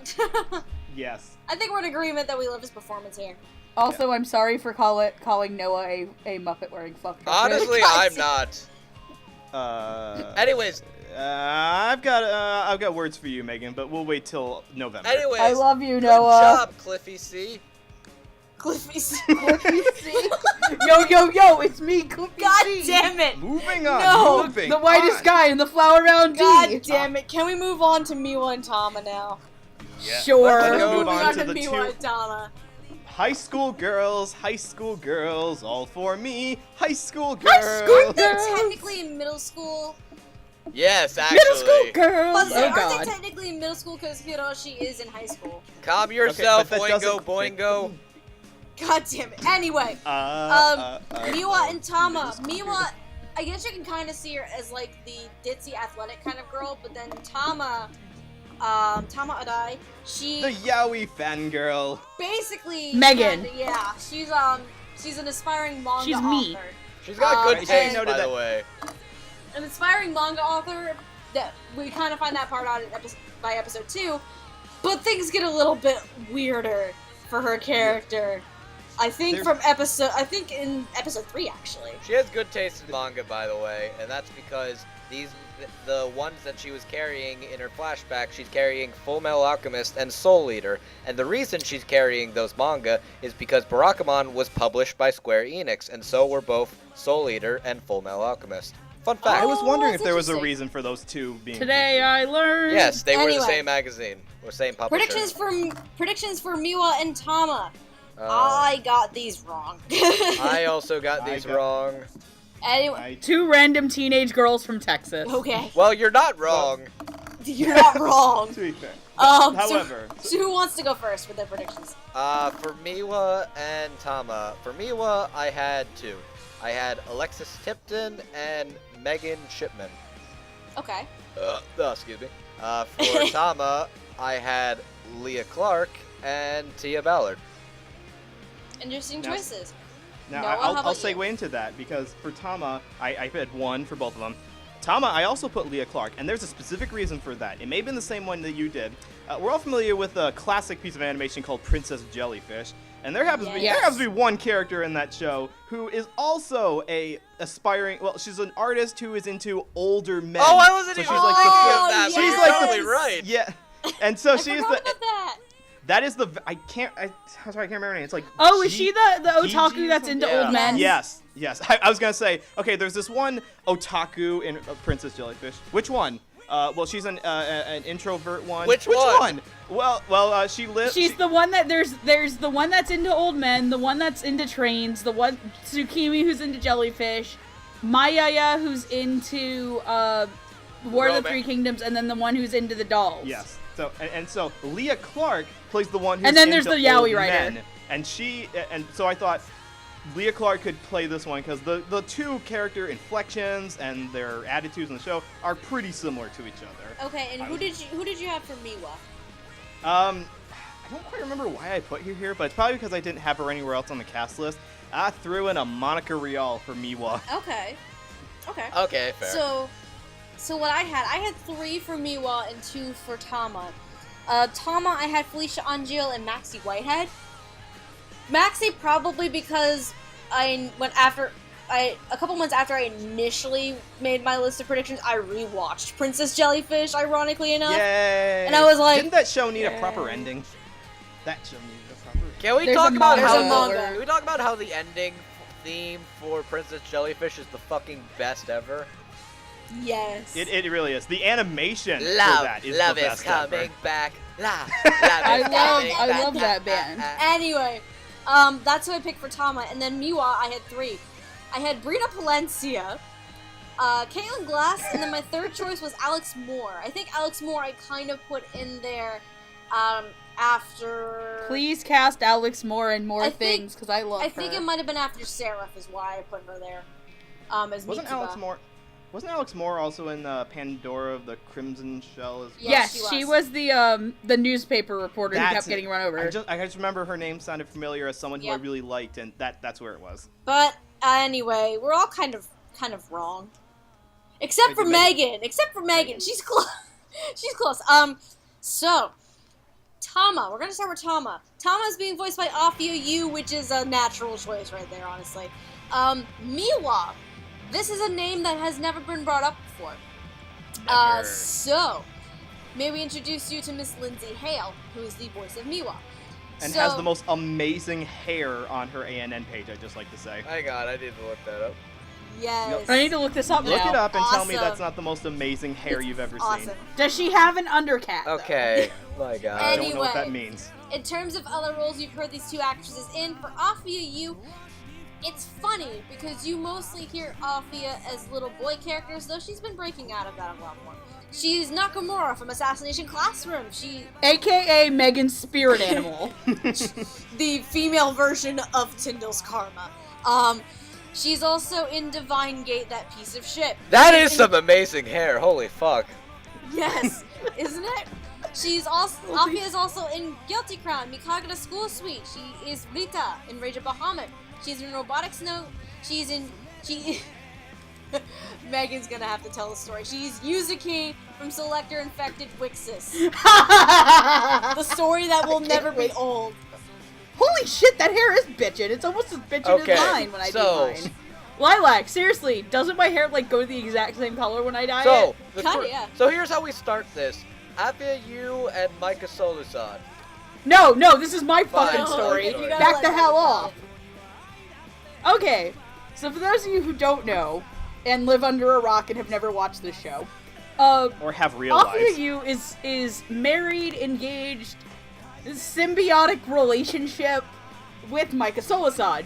So in Selector Infected Wixis, whoever the fuck casting directed that, I need to look up the director of Selector Infected Wixis. I think it's Bevins. I think it's Christopher Bevins.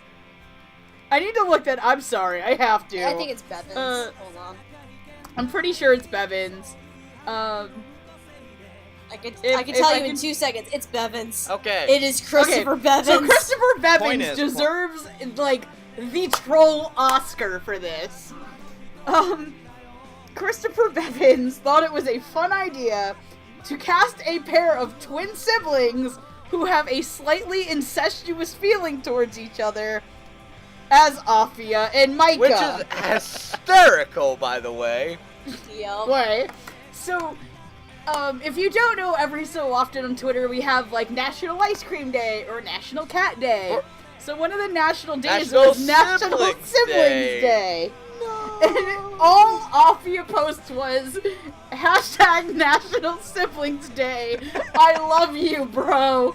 At Micah Solasad, and it's a picture of the twins from Wixis in a dress and a tux. It's as if they were getting married. And lo and behold, like 5 things down, is Caitlin Glass yelling, "Ew!"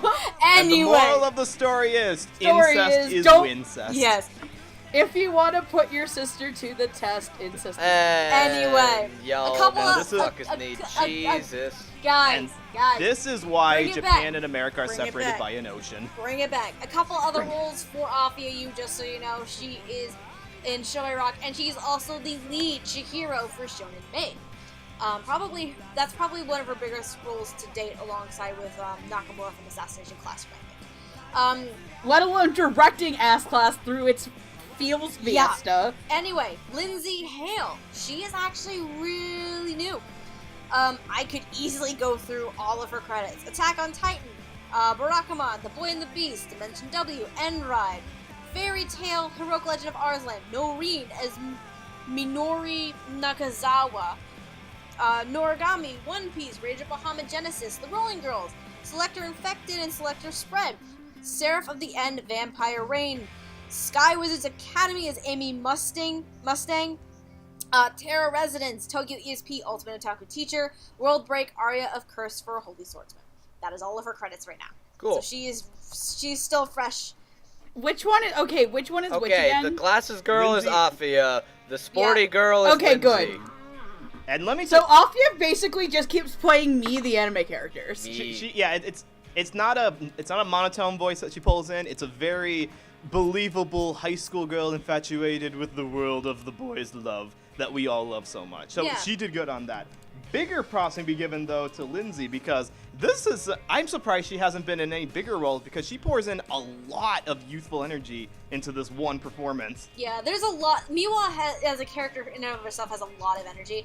I will admit, the first time I watched, because I watched the first 2 episodes like twice, because I watched them a second time just to refresh my memory. And the first time I watched it, I was of the opinion that Lindsay Hale had the weakest performance. Probably because she was so new and because the voice was like really, really obnoxious to a point where I was like ears bleeding. I don't know. The second time I went through it though, I felt a lot better about it. Like it's the lovable obnoxious. It's that right. It's that girl who sits behind you in class and pokes you with an eraser, but she still smiles at you. And oh, hi, Megan. Yeah, basically. Hi, loser.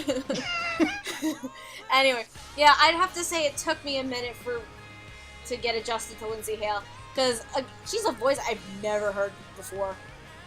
So I'd make no, because I think that she's got a good career. It's like the voice actress she reminds me the most of is Lucy Christian in her more energetic roles. yeah, that's pretty accurate comparison right there. But yeah, and I will have to say that I did love Athia as Tama, and I'm very excited to see all of the very wonderful Fujoshi moments she has. Cast Athia in Yes. more things, you a-hole. Yes, please give Athia more stuff. Cast Athia in stuff as much as you cast Mom and Dawn. Yes. And Bryn. Yeah. Because, honestly, like, Athia's really, really fucking good at things. Like, she's a fantastic director. She's very passionate about what she does. Also, she's a really good fucking actress. Cast her in shit. This is my rant. Cast Athia U 22K16. Make anime great again. God damn it. This moment brought to you by the Athia Fangirls Club. Anyway. Athia U for life, motherfuckers. Anyway. How do the boys feel about these two performances? I like it. Okay. It's a necessary role because their part in the show is they have to be the locals who bug the heck out of Honda, who's trying to work, and of course they're rural characters. And the good thing is that as far as these first two performances go, the English actresses never tip the line into hateable territory, which would be really easy to do. To dip into that territory, but they never go there. They remain likably obnoxious. Yeah. They do really well. They play that fine line rather well. Okay, I think it worked. Which, I mean, wouldn't you be a little upset too if you got a hotel room and all of a sudden these people start barging in and putting posters up on your wall and like, hey, we were here first, fuck off. Yeah, basically. So yeah, I think we're good with these two. Are we ready to move on to our final two characters? Oh boy, am I Yes. ready. Oh, yeah, man. we've kept... Andrew's body is I ready. am very ready to talk about these characters. I have a funny one about one of them, and Lilac knows the story. Oh, and probably yep. will tell. I think we've all got but words. first, let's talk about little Naru. Yay! She's essentially the main female character of the show, and the main child who bugs the ever-loving hell out of Honda. But she's also probably the one that he kind of gains the most insight and inspiration from without knowing it. She is what Rin from Usagi Drop would have been if she had been raised in a very toxic environment. I'm gonna say this and get this out of the way now. I only had one prediction for Naru, and it was Laura Woodhull, and I got it wrong. My prediction is I the couldn't think of same anything. as last time. And I thought they were quote, gonna put random Texan child actor. because yes, Random you're right. Texan child number 10. You're right. In the original Japanese, and this is very apparent if you listen to the Japanese. Very apparent. They cast actual children with the voice and the speech patterns and everything. Even if you don't speak Japanese, you can tell that is a little child. That is a elementary schooler, maybe middle schooler in the acting role. Seriously, Yep. what were the names of the other two kids again? Hina and Kenta? Hina and Hina and Kenta. Okay, Kenta. Yep. so casting them Token as cries. kids, like those kids, like they have some lines, but they're not crucial lines. Naru is crucial to get Yeah. right. She is a lot of comedic timing. She's a lot of charm. She's a lot of heart. So getting her right is pretty important. And I understand putting a child in that position, even in the sub, is legitimately impressive. And I give major props to her actress. And her actress is, I'm going to look this up for a second because I have Barakamon open. Suzuku Hara. Suzuku Hara. Yeah, I'm sorry I put the emphasis on the wrong syllable Okay. there, but yes. She is like... You fail. Get out of here, white man. I speak Chinese good. So she is 11 now. Okay. Wow, She is 11 no, that was really now, racist. So when Barakamon came out, she would have been 9. Yeah, that's perfect. Yes. So you thought they would try to get another equally talented Texan actress to play that role.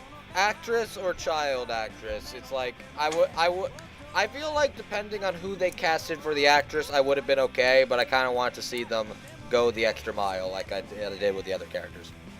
Yeah. All right, I will see that, and I raise you one. Clearly, there was only one English-speaking person who could pull off this role, and that is Mike McFarland? Dakota Fanning. What? Dakota Fanning. What? Are you being for real right now? No, because Dakota Fanning hasn't been able to voice that since like 10 years ago. I'm about to say, But- try again. I was I was gonna say Mike McFarland. You know, I was honestly in Andrew's camp here. I was racking my brain thinking, who is like the most popular child actress right now? Like, we don't have a Devea Chase anymore. We don't have a Miley Cyrus or a Noah Cyrus. We don't have anyone that I know of who could pull that off. So yeah, I couldn't think of anyone who was in that age range to pull it off. Even though she's already a goddess, I think Ballerina Palencia could pull this off because they're not going to get a child actress. They're going to get someone who has good acting abilities, who can sound like a little kid. Bring on the Palencia train. Okay. So we're all fucking wrong anyway. Okay, I want to say. As all. Can I say who did it? Go ahead. So I will say this. I don't think we've actually really brought this individual or mentioned this individual before. But she's been Andrew, around. Who is voicing Little Naru? Naru is played by Allison Victorian. Mm-hmm. Dandy, you really need to clean up the Aloha Oi. Yeah, if you're not familiar with Allison Victorian, She's most QT. notably, most notably no. in recent years, she's QT from Space Dandy. She's Not also her most notable she role, though. also played Koden Edogawa in some of the Case Closed films. She's also in the Index and Railgun franchise. She's the one role I will always know Allison Victorian in. Okay. Is Fuka and Fumika from Negima. Yep. She's in Haganai and Haganai Next. She is in High School DxD. She is in Carnival, J.U.S.E. She is in the live-action movie of Mushishi. She is in Nobunagan. Sasami Magical Girls Club. She's in Soul Eater Not. She's also in Three Leaves, Three Colors, and she's the young version of Ame for the film Wolf Children. So, Now that threw me Do off. you want to also know what Laura Woodhall's in? what? And Noah's gonna know this one because he just finished watching this dub. Not Laura Woodhall, Allison I was Victorian. gonna say, what do you want about Laura? About? My bad. Here's one role that Allison Victorian will always be known for, especially to Noah, who's just finished this anime. And I do want to see something with Mushishi. She's also in the anime Mushishi. Wait, Allison Victorian is, if I'm correct, she's in an episode of Blood Blockade Battlefront. yes, Okay. and not just any role. Any episode. She's in episode. She's in the She episode is in- of Blood Blockade. Yes, she is the most heartbreaking part, and considering Blood Of Blockade Blood Blockade Battlefront, that's saying Battlefront, something. aside from the last two Is episodes. she the burger Heck, I didn't- alien? She's the burger God alien. damn She's it, the she burger is. monster. She'll give you a heart attack. She's Ned. Yes. She's Ned. I So forgot about that. So to quote a line from our Your Lie in April episode, Allison is a cinnamon roll that is too good for this earth. Okay. And here, She's also probably in one of my more favorite episodes of Mushishi. She is in the episode of the horns with the little boy with the Oh horns. yeah. Was- Okay. yeah, I know she was in. I saw her listing in Mushishi, but I didn't recognize which episode that was in. Yep, she's in the episode with the horns. Though to be fair, my favorite episode of Mushishi is the Light of the Island. Anyway, so how This really. how this exactly threw do me we off. feel about Allison Victorian as Naru though? Well, it's a good thing you mentioned the whole thing about being a precious cinnamon roll, because Naru is a precious cinnamon roll that is too good for this world, and she is a... She's also a cinnamon roll. The emphasis being S-I-N. Oh yeah, she's a little shit, but she's an adorable little shit. It's perfect because Naru is such an obnoxious little rascal.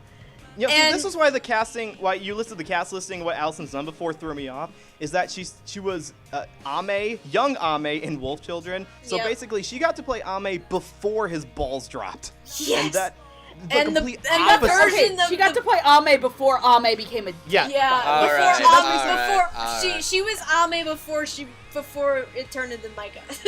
Okay. Yes, which is the complete opposite role as far as enthusiasm. So what you're and saying everything. is that when Naru grows up, Naru will sound like Micah Soldier. Damn, Naru's a girl. I didn't think Naru was like a guy when I first saw the design. It was like a tomboy. That's just like how in Assassination Yeah. Classroom, Justin Briner's gonna grow up to be Ian Oh, Sinclair. God. Anyways. Fair enough. Anyway, so how? Like I said, I would have preferred them going the extra mile to do a child actor, but I understand that's hard. Comedy is difficult, yada yada. However, Alison Victorian is a very nice substitute. I love her. I think She makes the role. She makes the character tomboyish enough because Naru is considered a tomboy, but also so much of a little rascal. It's adorable. I do think she does do a pretty damn good job with Naru, actually. Yeah. Okay, and as somebody who's only seen the first 2 episodes of this anime, my favorite Naru moment is when they're in the hospital, and Tama and Miwa look under the bed, And she's got the God. button. and then there's Naru, like, pale as a ghost, holding the little buzzer going, I'm not here, Sensei's gonna die. That was my favorite part as well. That was the Naru's part of adorable. Like, that is what sold me on her Oh as God! the character. I It's just like, remembered a scene. Se- There's a scene in the show. I really want to hear how she dubs it because, oh my God, it's the scene with the milk. In episode. The milk carton. Oh, I know what you're talking Okay, about. you It's know what been I'm talking so about. Let's not long. talk about it. Okay. It's been so long. But yeah, I love her as Naru, and I think this kind of going to frickin' default director world. This kind of is one of those products of good directing on McFarlane and Felicia's part. It makes her sound honestly. they make her sound like a pretty believable child, like to the Yeah, point totally. where a trailer came out and a friend of ours was like, "Wait, did they actually get a child?" Yeah. Nice. And here's the thing. And then you realized it was Alison Victorian. Anyways, And the thing. I got no It doesn't. complaints. Yeah, if you listen to the Japanese, they don't sound exactly the same as far as pitch goes, and this is a problem I know I need to get over, in that they're not going to always cast someone who sounds exactly like the original. So it took me a little bit to get used to the change in pitch because, like we said, Naru's Japanese voice is a little bit lower, it's a bit slurred, it sounds very much like a real kid, and Allison's voice is a little higher pitched, a little more energetic, and a lot less believably little kiddish. Sure. But after not too long, I totally got into it, and I was totally fine with the change in the way she sounded because it, acting-wise, was perfect. Yeah. It's just, I love it. I love it. Yeah, which is good too. Because Let's cast Alison Victorian in more things. I'd Let's like put her that. in more things again. Okay, so Naru is the cute poster child. We all agree. Yes. Now, no flaws. let's talk about Sensei. Oh, Let's- Honda. Is If this you what- make me mad about Sensei's acting, I'm gonna have to Say punch not you. the Japanese, not the Seishu Japanese, Honda. because of course the only person who could pull this off the Japanese is, of course, everyone say it with me, Daisuke Ono. No. I will admit that Oh, influenced my... Wait, was that That's Daisuke Daisuke Ono? Wait, Ono. what the fuck? Daisuke Ono was Daisuke in this Ono. anime? Daisuke Ono Honda. is the voice of Honda in the Japanese. Hell yeah. Wait, what the fuck? Why did I you tell me didn't know that? How did that. you not know? I would have watched this show a lot earlier if I knew Daisuke Ono.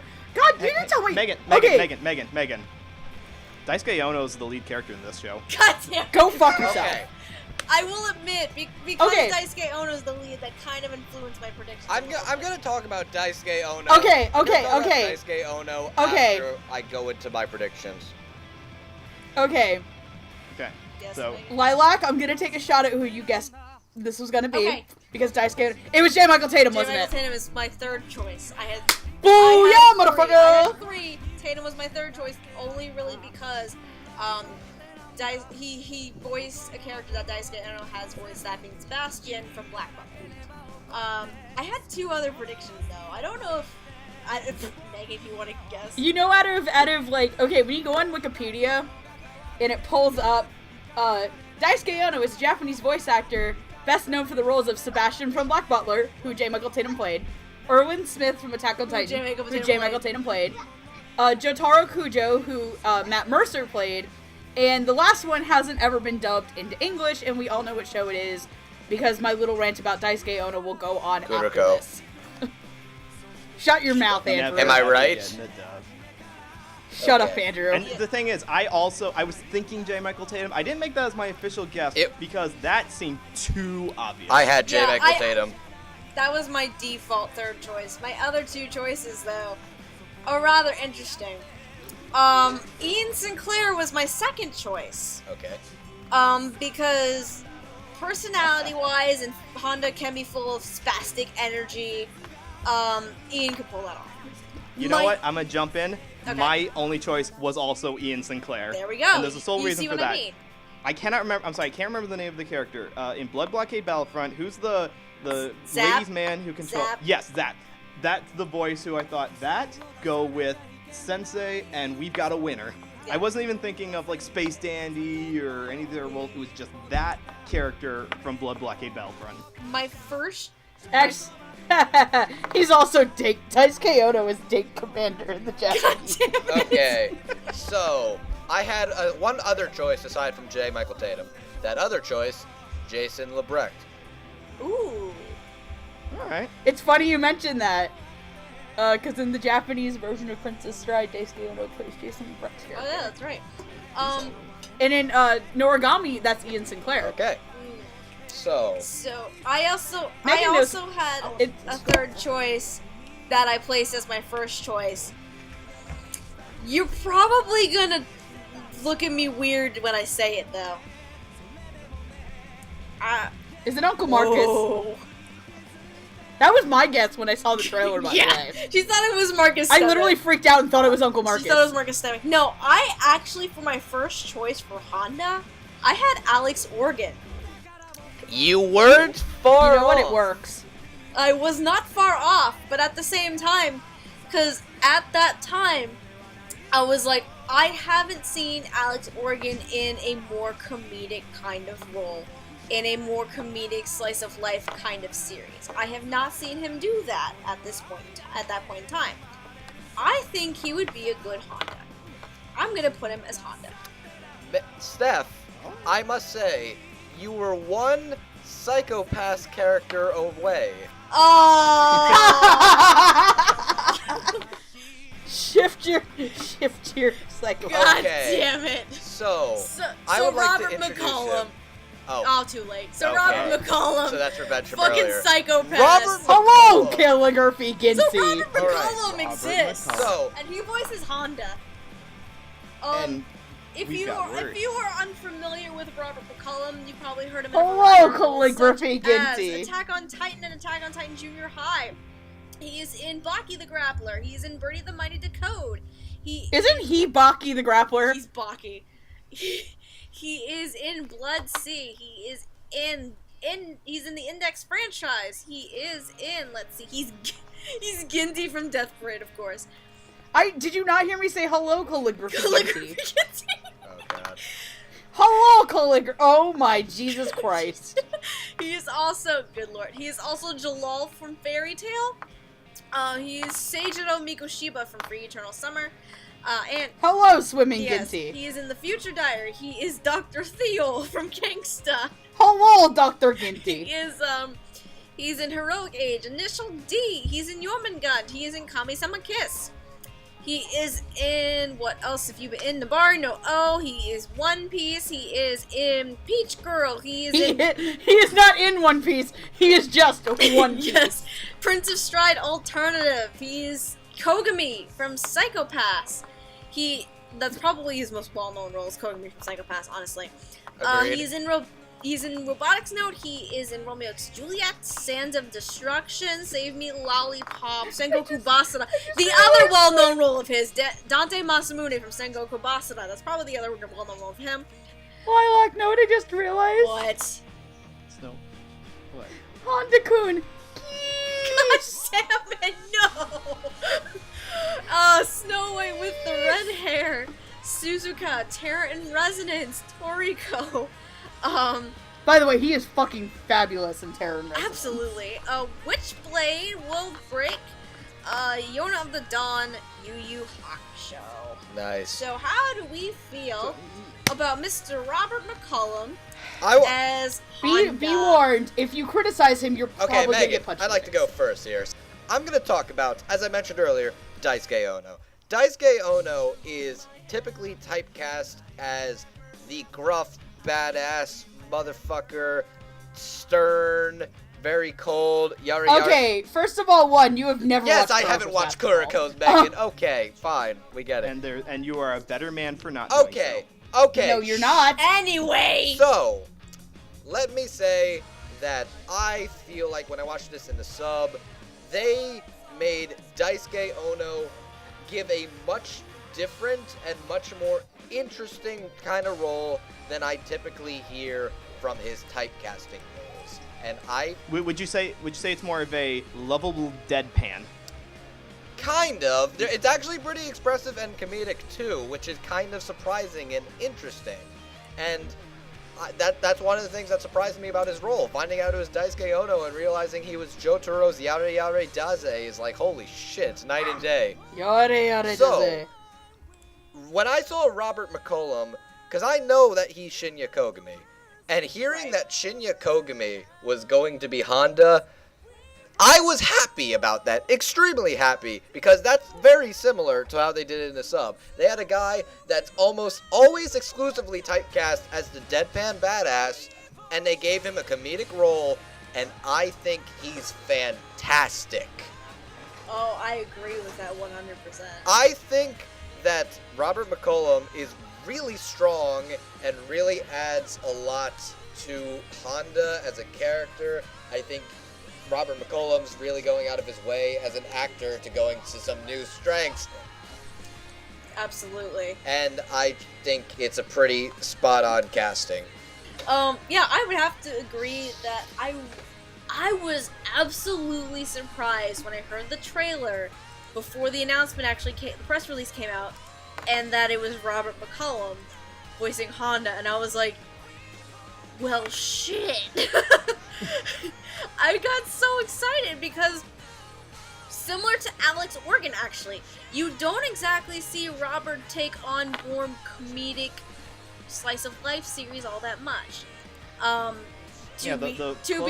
To be fair, Attack on Titan Junior High is a thing. That's a parody of Attack on Titan anyway. That doesn't count. No, I mean, if you want a good example of how he normally does slice of life, he's Toji in Peach Girl, and that show has absolutely wackiness, but it's not exactly a funny kind of slice of life show. I forgot he was one of the two lead guys from that show. It's been years. And I only know that damn. because Girl, I also by hate that complete show, coincidence, I just happened to grab that show and started watching it before this dub cast was announced.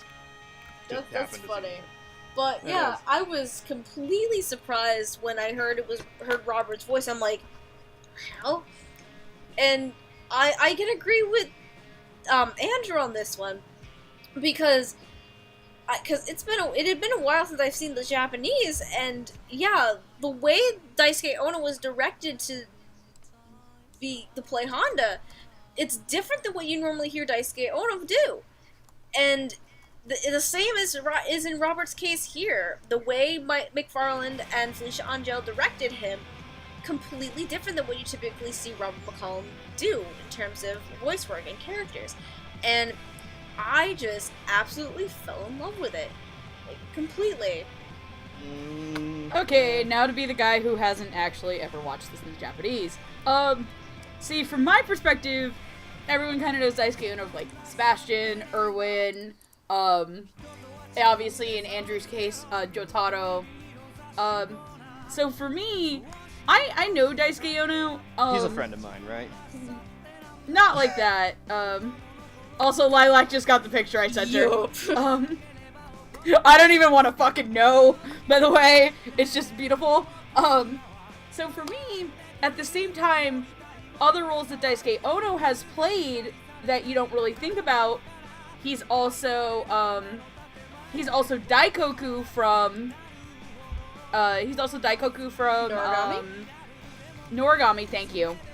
He is who is another kind of comedic straight man role. Okay, I'm not gonna say Hiroto from Carnival, because Hiroto is a, straight Daisuke man. Ono is also Kokiri-san, even though that show's not gonna be dubbed, but he is Kokiri-san. The point that was is that not He's not as typecasty as you Right. think. He's also Shizuo, who's kind of all over the fucking place. He's if you've ever seen the Japanese version of Blue Exorcist, he's Arthur, the really flamboyant guy. He's also, but the thing is, like, for me, he's also Sinbad and Magi, which I know not a lot of people here like. But for me, he's also, the one thing I kind of know him from is, he's Midorima from Kuroko's Basketball, who walks this weird line of trying to be super serious, but is an absolute dork. Like, he is the absolute dork of the show. He's one of the dorks of the show. So I'm used to Daisuke Ono being that guy. So I didn't know he was Honda, and again, if I knew he was Honda, I probably would have watched the show in Japanese. But here's the thing, though. I don't feel like I'm missing out listening to Daisuke Ono play Honda, because Robert McCollum is so fucking good. Yes. And that's a weird thing to say, because I actively held out waiting for a dub for Barakamon to watch the show. So I don't, as weird as it sounds, I don't feel like I'm missing anything, and that's a big compliment as somebody who really fucking enjoys Daisuke Ono. Also, B, I do need to show you him being pulled around by the guy who plays Makoto in Free on a bike and carriage thing. Oh my lord. It is quite beautiful. Anyway, Noah, our dissenter. Do I have to be that guy again? Yeah, that guy. So that guy. Time for Noah to get punched in the face. How do you feel about Robert McCollum as Honda? I really liked the show when it first came out, so again, I may be a little biased in my criticism towards the English because I had very high expectations. But I don't really like Robert's performance. I really don't. I think the problem I have is that it's not funny. I did not ever laugh at any of his line deliveries, and he's supposed to. I know he's not supposed to be a clown character. This character is not supposed to be the rolling on the floor laughing kind of character, but he's supposed to be a lovable, put upon kind of character we're laughing at him, but we still want him to succeed. He is supposed to be the way that we see into his world. The way that Robert pulls it off, it's very dry, and it may just be a little bit too old sounding, and it's very unfunny. Like, I get the angst, but I don't get the comedy out of any of it. And I feel really sorry about that. Like, I even wrote on my notes here, like, he handles grumpy well, but he doesn't handle the deadpan moments that made the original funny.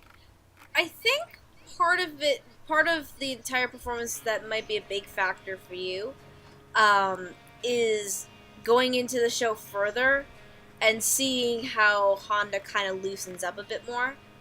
But yes, I feel like that, seeing Robert try and loosen up with the character as it goes along, I think that might be a determining factor in how you feel about his performance later on. I feel like that will be a factor for you, if anything. Because I kind of see that. I can see that it's a bit. It's not like. If we were casting the show again, and I think we mentioned this before, I would have put someone like. This show needs a what am I thinking of here? A Chris Patton. This needs someone who can be just naturally fun to listen to because he's just got that natural funniness to him. Like everything they say, like almost like I guess what I want to think of is almost not Zenigata, not Goemon. Who am I thinking of? Gunslinger from Lupin. Who am I thinking of? Jigen? Jigen, yes. I think almost like Jigen, where he's serious, you take everything he says seriously, but it's just so entertaining to listen to. And I think especially in the second episode where the two characters of Miwa and Tama are kind of like parading his stuff around and taking over his whole place, it's not funny to listen to because he's playing it so gruff and put upon. And I know I feel so alone, that's the only person who has this problem here, but it does take away from my overall enjoyment of the show on the whole. I've just learned over the past couple of years of doing dub talks and paying more attention to these kinds of things. If Mike McFarlane's the director, you can't exactly go wrong. You just can't go wrong. I trust McFarlane's decision here. I really do. And I can see the potential in McCollum's performance. And again, this is something so different that you compared to what you normally see him. I think that's why I'm still glad that, like, even though it is, like, not quite up to what you think, the fact that they're letting Robert McCollum, who is, like, typically a guy who is the deadpan, serious, grump guy, and kind of letting him float it, like, spread his wings a little to do a much more, like, comedic and different, like, personal kind of character. And, like, I thought that was really great. Yeah. You actually get to hear him sing a little bit, too, in the first episode. Oh, yeah, I forgot about that. I got a little bit of a kick out of that. I'm like, oh, hey, he can sing, too. Okay. But, yeah. Personally, I like it. My party of one over here who is maybe just becoming a little overly critical, and, I may be really overly critical on this, but I'll be the person speaking for those of us listening who are like, I wasn't totally wild about this as everybody else. I'm happy being that one guy. Again, being overly critical of anime, who does that? Oh my god. Hey, it's not like Grandelion! like I host a show where I, look at voice actors and give them a shout out or anything like that. Again, I kind of feel like as the show goes on and Honda gets to loosen up a bit, how Robert pulls that off and how he loosens himself up to get into those moments for Honda. I think that might be a factor for you as to whether your opinion will stay the same of his performance or it might change. Unrelated, by the way. We'll see. I'm still upset with Honda-kun that they recast him in the sub. Oh, as a younger actor? Yeah, that's something I noticed. I believe it's some guy I don't recognize. They couldn't afford an Ono. There's actually, like, it's hilarious that there's actually 3 Onos that are really famous. Daisuke, Kensho, and Yoko. And Daisuke, Kensho, and Yuki. I was gonna say Yoko Ono. And at least 2 of them have been in JoJo. Oh my god. Anyway. No, and they play family Yuki. members. They're generations 3 and 4. Awesome shit. Anyway, so what are overall thoughts on the dub of Barakamon as of right now? I'll save mine for last. Andrew's like, save me later. Thanks, Andrew. Is this gonna be like the My Hero Academia episode where it's a whole other podcast onto itself? Let's not make this 3 hours, please. I'm not gonna make it 3 hours. Anyway, in my case, I guess I'll kind of go first then. As somebody who hadn't watched the show in the Japanese, I actually really liked the dub. It was really engaging. It was really cute. It was really funny. If there's flaws, I can't point them out because I don't have a really big background knowledge of the Japanese, and this is actually the first show I've gone into where I don't, actually, if you've noticed. So I think they did a really fantastic job. Then again, it's like shooting fish in a barrel from Mike McFarlane. Yeah. So I don't know what you want me to say other than this is really good and you should check it out. And obviously, if you haven't seen the show in general, don't be a goober like me who fucking missed it out. So basically, you're going to watch every show that we tell you to watch right away from now on. No, because you can be wrong like Gigi and convince me to watch first. Anyway. Hey, that was a glorious accident. Oh my god. Noah, Chris Ryan needs to adjust his wiener. Noah, how do you feel about the dub for Barakamon as of right now? There's this one line in the sub where Naru tells Honda, saying sorry is so scary. That shows a bit of a vulnerability to her that Honda himself doesn't quite allow himself yet. And that journey into becoming a more vulnerable but stronger human being, let alone an artist, is supposed to be the crux of the show. Having great side characters to pull off the other the little gaps in comedy and drama that we need, they're doing good so far. I'm just not totally sold on the lead character's vulnerability yet. It's not something that I don't believe being someone who needs to learn to grow yet. I see it more as someone who's already past the point of learning to grow and is just going to be living in a trailer park sipping Diet Mountain Dew for the rest of their life. Being a little over. Stop describing half the people I live Oh around. god damn it. Point is that it's good in the English, and I think it's great in the Japanese. So I think I'm probably gonna stick to the Japanese, even though the rest of the cast is very good. I know. This is supposed to be dub talk, but Usurper! as we've established, subs are better than dubs Oh my in God. every establishment fashion. Usurper! Anyway. Like I said, it's good in the English, and I do think it's great in the Japanese. Okay, Fair. I guess I'll go next because Andrew's like not even 2 seconds. I want to go Andrew last. insists on always getting the last Oh lord. word. Personally, because it's been a while since I've actually seen it's been a couple years since I've seen the Japanese. Personally, I fell in love with the dub the moment I saw the trailer. I fell in love with it. It's probably part of it is because I've been wanting this thing to be released on home video for a long time now. For And I've been decades and decades, we've been bugging Funimation to release Yeah, this I thing. know. I've been so impatient. Like, when is it Have you coming ever out? seen Titanic? It's been 75 But It's I been can't- 3,000 of Mike years. McFarland. Is so, this whole thing taking place in the flashback? Ah! After 10,000 years, we're free! It's time to dub Barakamon! Shut I'm up. going to get that now. I'm Can gonna I find that clip. finish, please?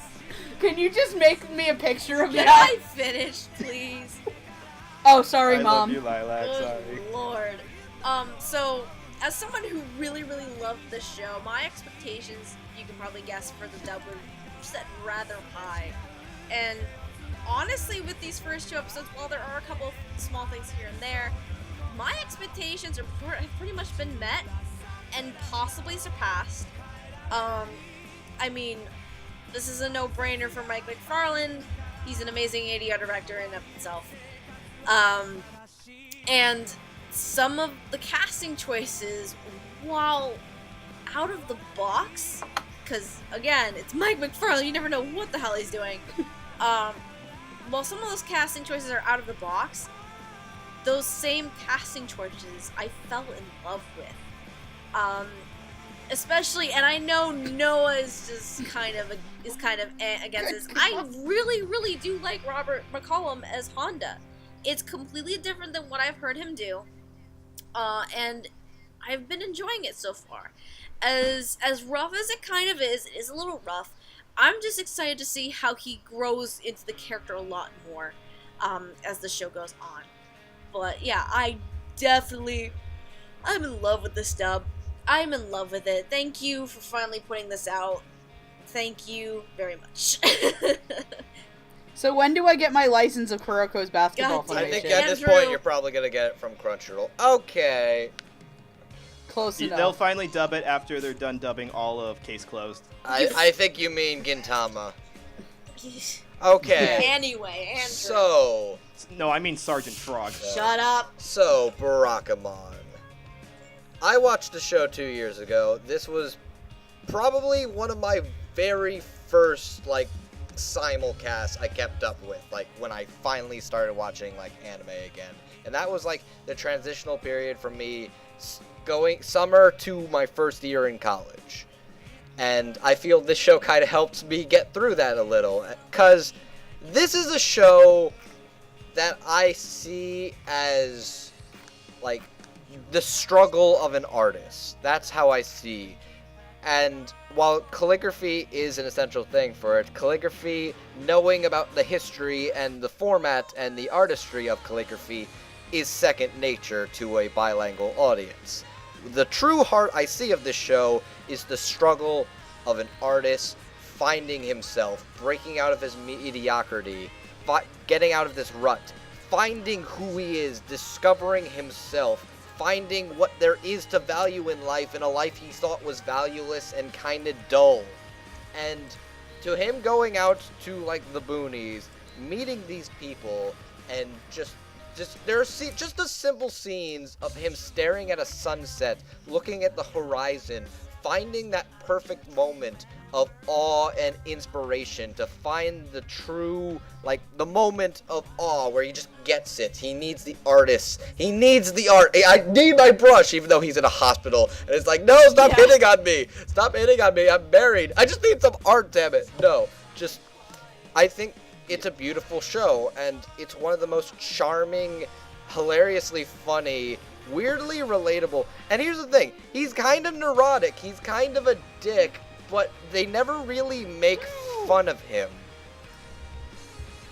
Well, he kind of brings along any hardships, he brought it on himself, so we're supposed to empathize with him. So, He's like, remember, kids, when you're angry, when an old man, as is it Sean Hannigan or Bruce Elliott?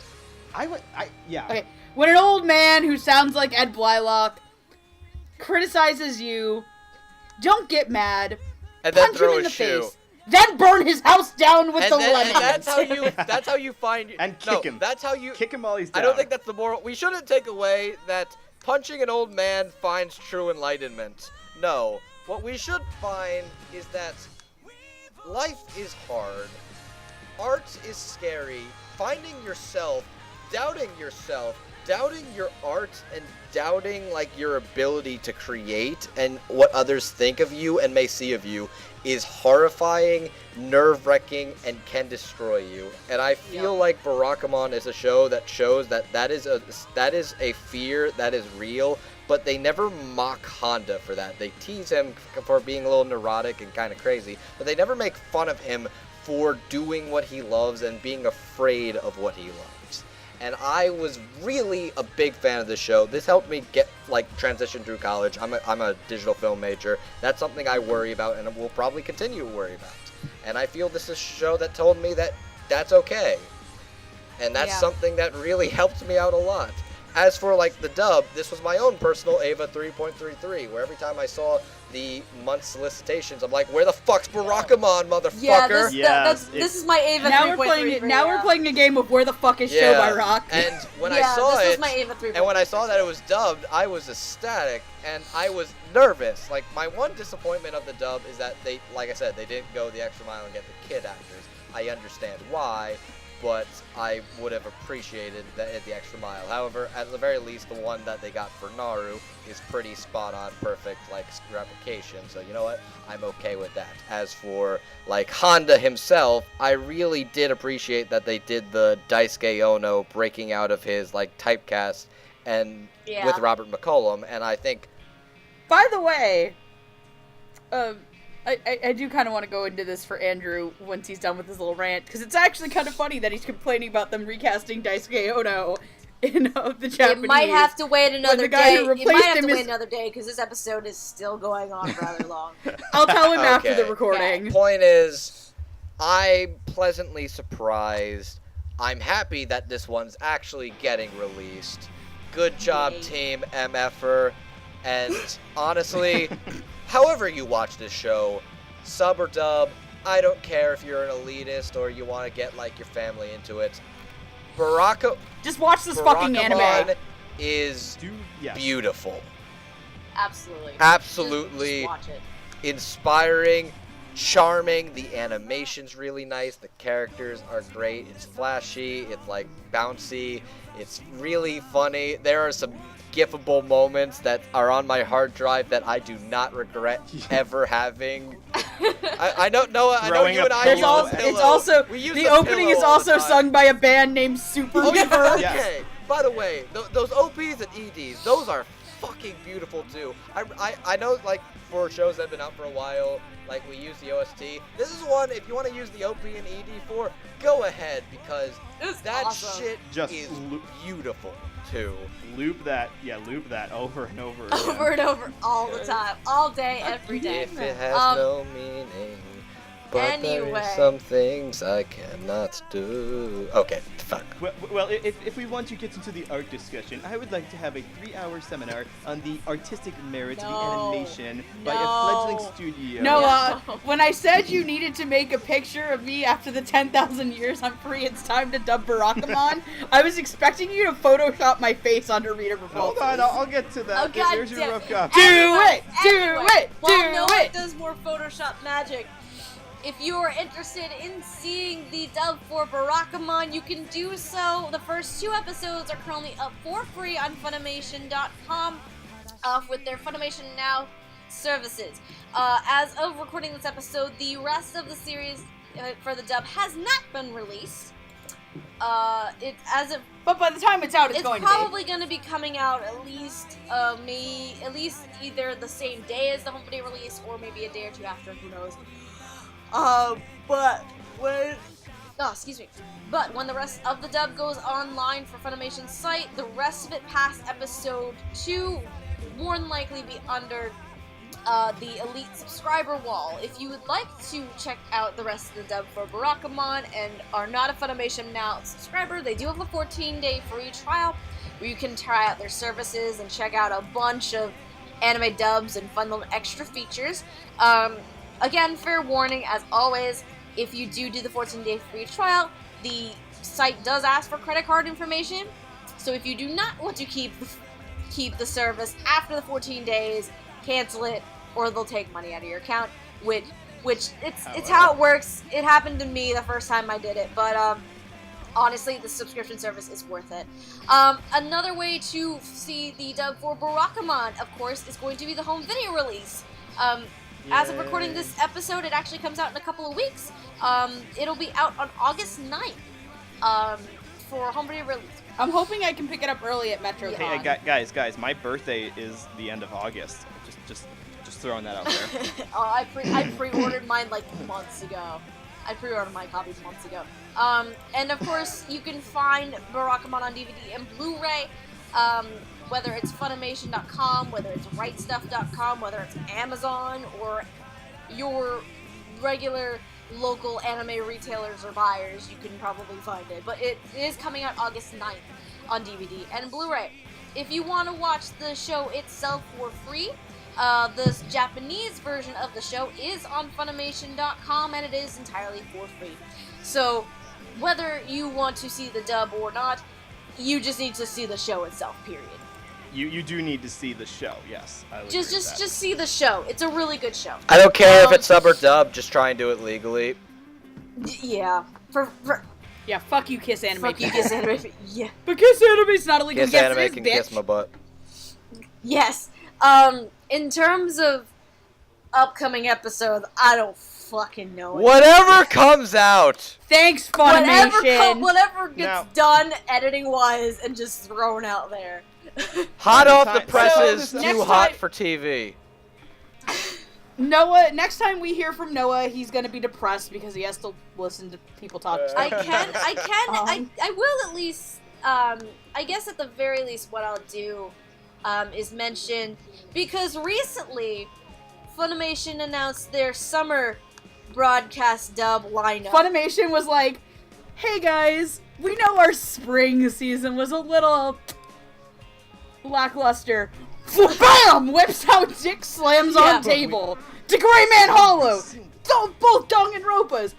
Love Live Sunshine. Honda-kun.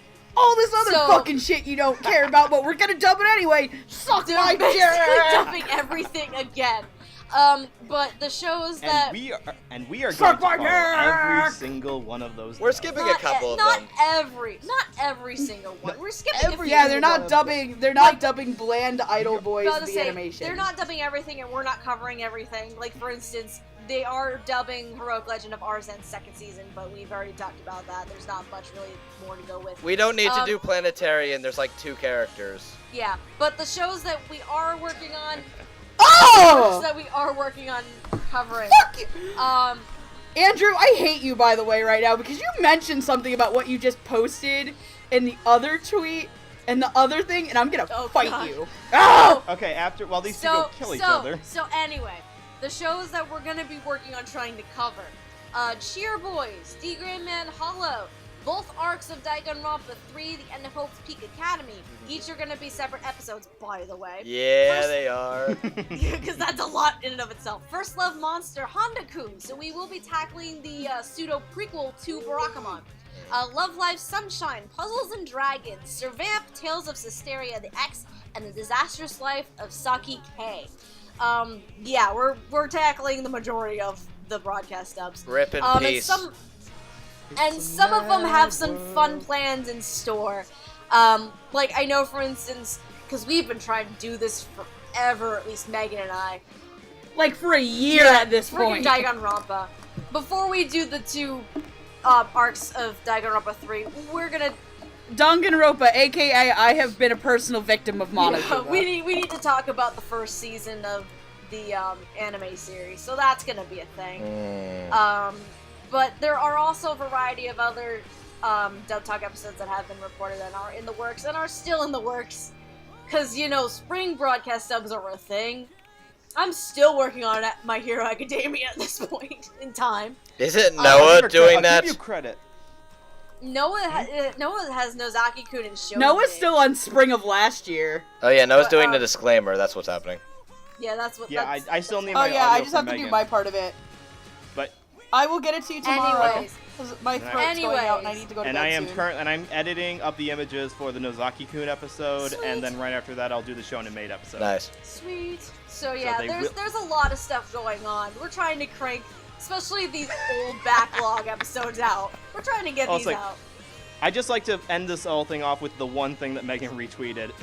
From the voice of Dawn Bennett herself, watching anime is suffering. Oh yeah. Suffering. Oh yeah. Anime was a mistake. And recording podcasts about watching anime is also suffering. Especially when we make Noah watch shows about brothers trying to fuck their stepsisters, man. a man being fucked by a snake and a lion, boys talking about adjusting their Get jump, me out of here. and I got both. Anyway. I got both of If you you- ladies to agree to a Monster Musume episode. That's gonna be fun. I've seen the show and I like yeah, it. but you I'm have to totally watch fine Love with it. Live, Anyway. Andrew. What? Remember that. Anyway. 911, emergency, police, Anyway. fire. Anyway, if you everyone. wanna Call the check Humane Society. Noah. Call anyone. Noah, Yep. God damn it, I'm trying to finish the episode. Shut up. God has damned us already. Noah! Okay. Okay. If you want to see any more of the shenanigans that any of us four are involved with, you can follow each of us on Twitter. I am at Lilac Anime Review, with reviews spelled REVUE. Of course, you are already here on this channel and found Dub Talk, so if you want to check out more episodes or you want to be in the know for upcoming stuff, of course, you can subscribe here. And there is I do have a Patreon, which one of the milestones is trying to get audio versions of the podcast on SoundCloud. There's that. FYI. Let's see.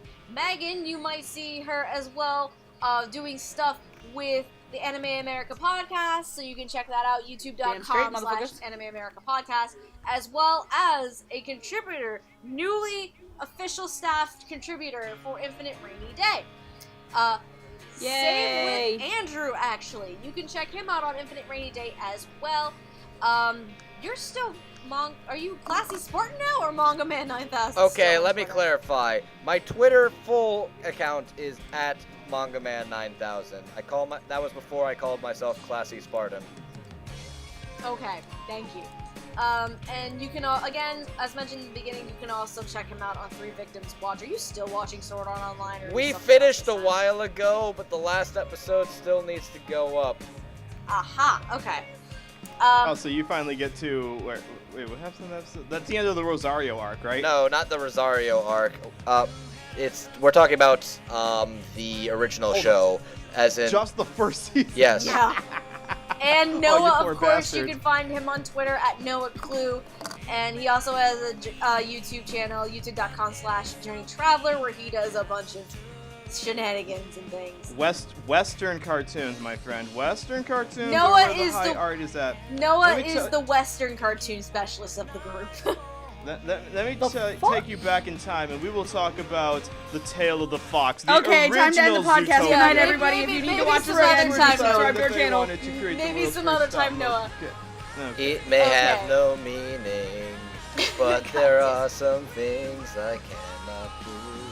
Oh Lord. Okay. We're So gonna do karaoke style. that's it for us here before it devolves into musicals and lectures on Western cartoons. So that's it for us here. Until next time, guys. Otaku on, my friends. God damn it, Andrew! Bye-bye. Aloha.